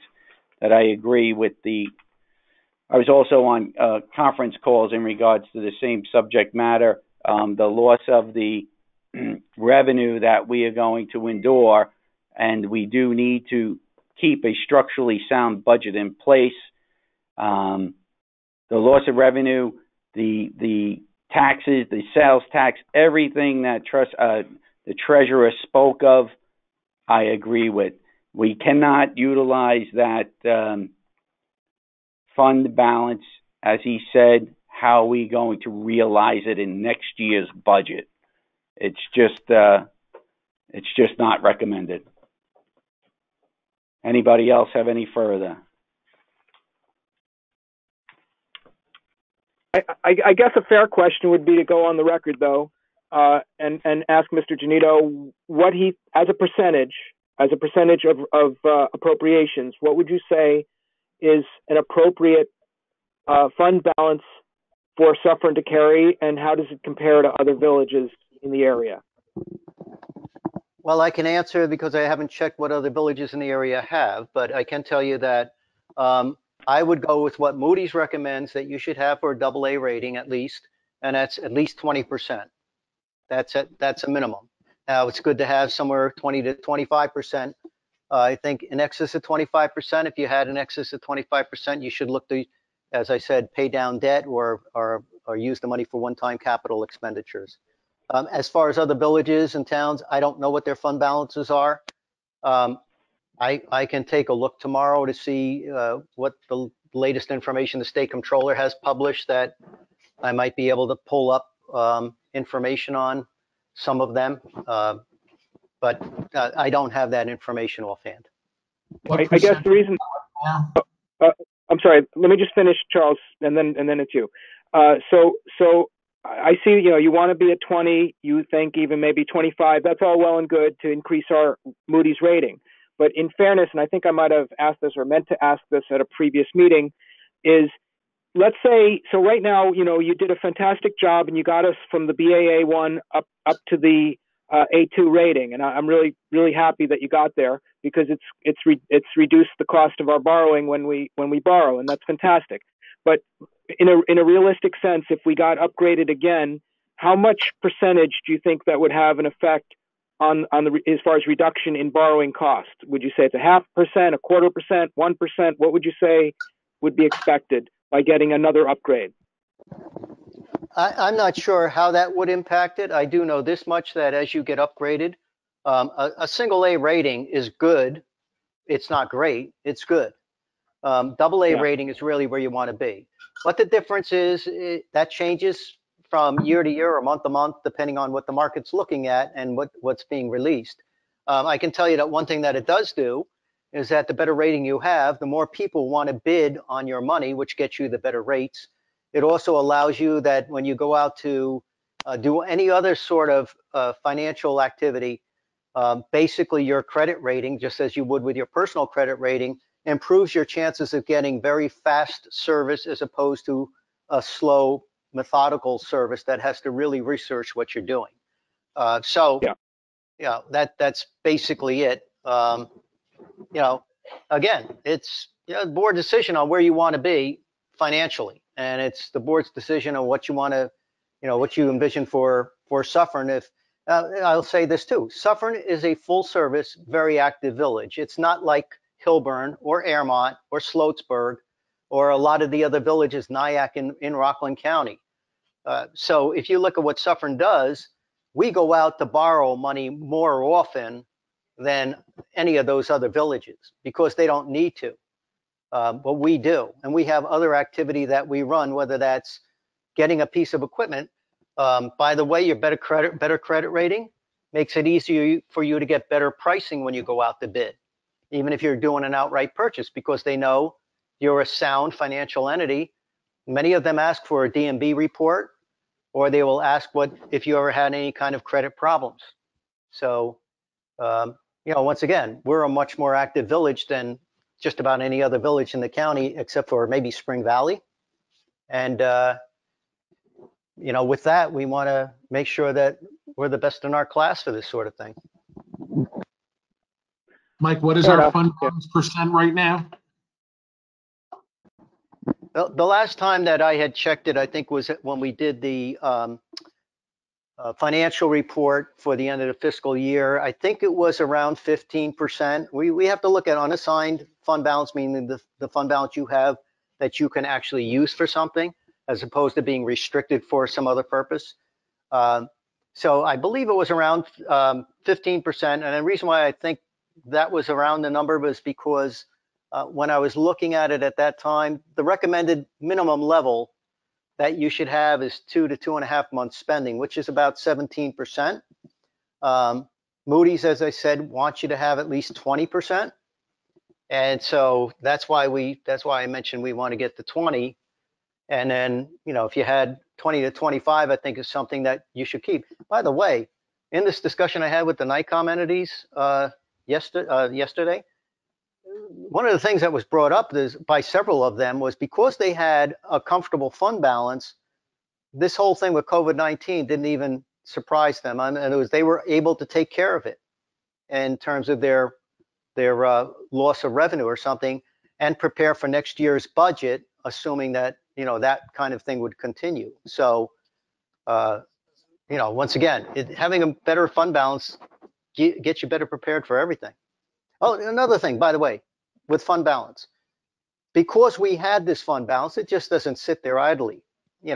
We've in this year and last year have been able to take that fund balance that we had to be able to pay for things that we know we're going to borrow, let's say from the Environmental Facilities Corp, but we put the money out ourselves ahead of time to get the project done or underway, while it takes that year or so for the EFC to get us the money with their very good rates.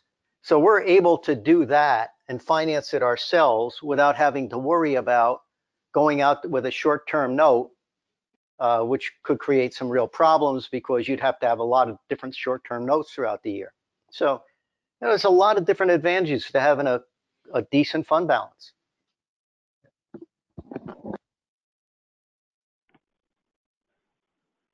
Okay.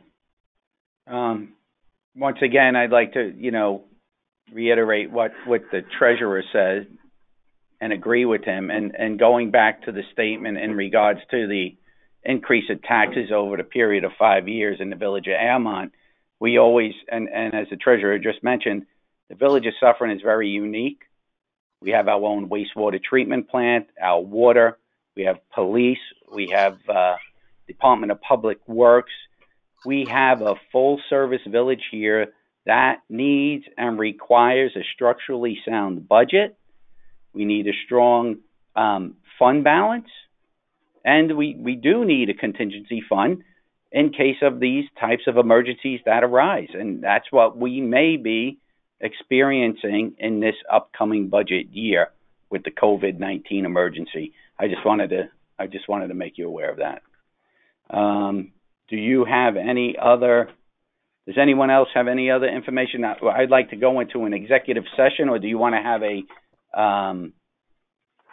trustees section now? How about we do the trustees Mayor, and then we go into? Yes. Mayor, Michael here. Yes. If we may, just a general question for the board. Obviously there's a lot of the budget you've looked at and probably talked about. Is there any particular areas right now that the board would, in addition to what we've already just voted on, that they would look at in terms of making additional reductions in the budget on the expenditure side? I know we're still looking at things. I need to sleep on it.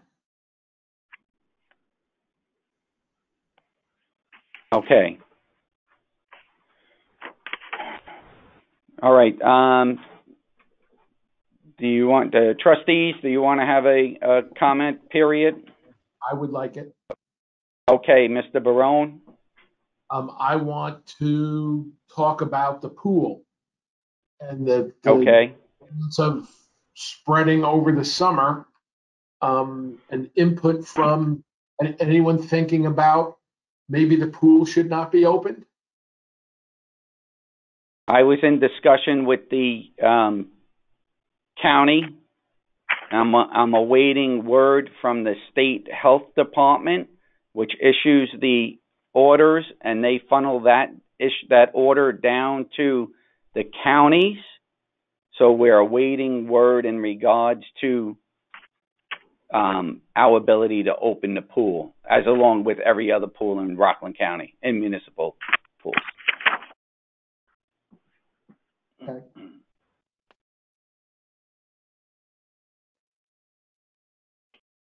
Okay, any other trustees? Yeah, I wanted to bring up something else that I'm not looking to get addressed today, considering obviously we're doing budget mostly, but I just wanted to put it on the record because that essentially never happened. So on March 9th, I had sent questions about constituent issues that had come my way, and I'll talk about them in a second. And then nothing happened initially, but then on April 2nd, I guess I asked again, and the village clerk did forward my questions to the appropriate departments. One of the departments, was a little upset with me for asking these questions because, COVID situation, and I get that, and I understand. I just wanted to get them on the record is all, because I had constituents asking me to ask these at meetings. So unfortunately, though, I actually never received any replies from anybody that was forwarded to from the village clerk. So I just want to at least read these questions, not looking for resolution today, because I understand, that most of this issue, with COVID and everything else is far more important. But I just wanted to let the residents know that have asked me these questions that I have not forgotten them. So one question was the status of the Suffern sign at the New York State border with New Jersey on Maplewood Boulevard, where it becomes Fox Lane. There used to be a railroad-themed wooden sign welcoming you to Suffern. So a lot of residents in my neighborhood, which is the Foxwood neighborhood, have inquired of me about this, and I said I would run it up the flagpole. So that's what I'm doing right now. And that's all. I'm not looking for an answer today or now, just putting it on public record. Second question was a time frame that we're thinking about before any kind of decision is made or work that will be done on Memorial Drive insofar as the Mala River due to the temporary detour on Orchard Street. Many residents in the Knolls are not happy about the current situation, and they've called me, emailed me, whatever, and they want to know, is there going to be any permanent work done so that the road can reopen? So I don't know that there's any discussion even over that, but I wanted to at least put it on the public record that I got these requests from the public, and I'm, seeking answers when they're available. Actually, a business owner asked me about the temporary loading zone occupying two previous shoppers' parking spots on 23A Chestnut Street. So I believe Amy was looking into that, but I think at one of the other meetings may have said that they're going to stay loading zones, which is, I guess, disappointing to this particular business owner. The last one, of course, is the status of 27 Hillside Avenue, the Anselmo property, which still has dumpsters, and I have the neighbors that email me about once every month or so saying any upgrade, any information about this. When is this property going to get cleaned? So I understand right now that's not going to happen with COVID, but I wanted to alert the public. Yes, I've received their requests, and I've presented them initially in March, and then again in April 2nd. So it's March 9th, April 2nd, and then I still have not received any replies. But I understand right now I won't receive replies, but I wanted to at least put it out there. Thank you.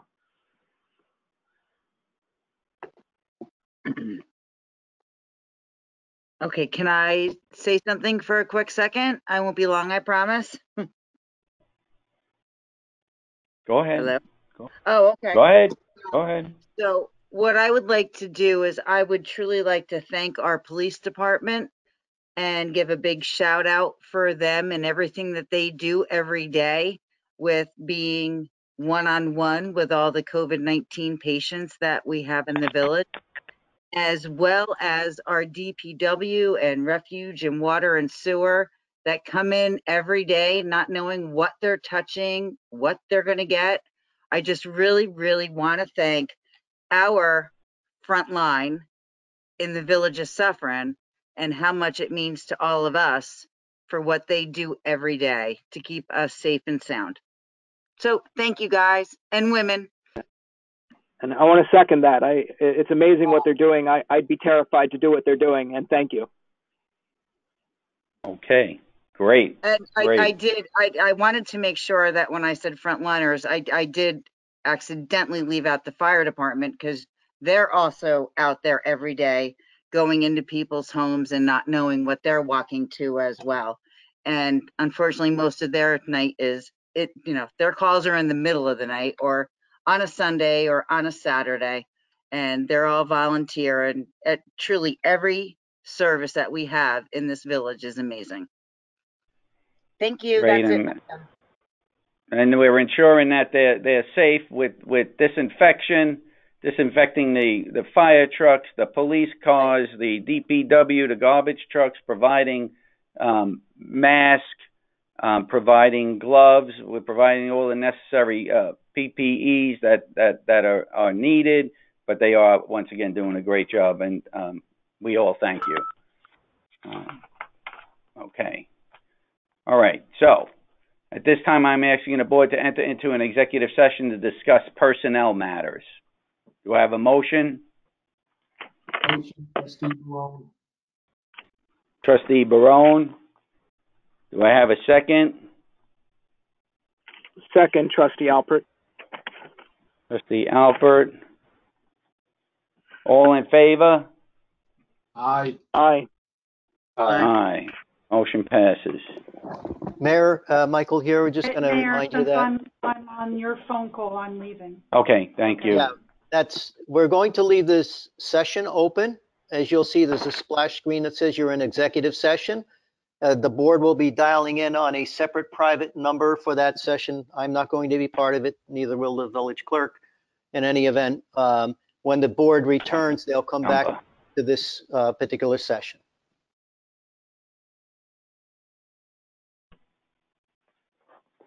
Okay. All right. Motion to go back into regular meeting. Motion, Corrigan. By Barone. 11, regular.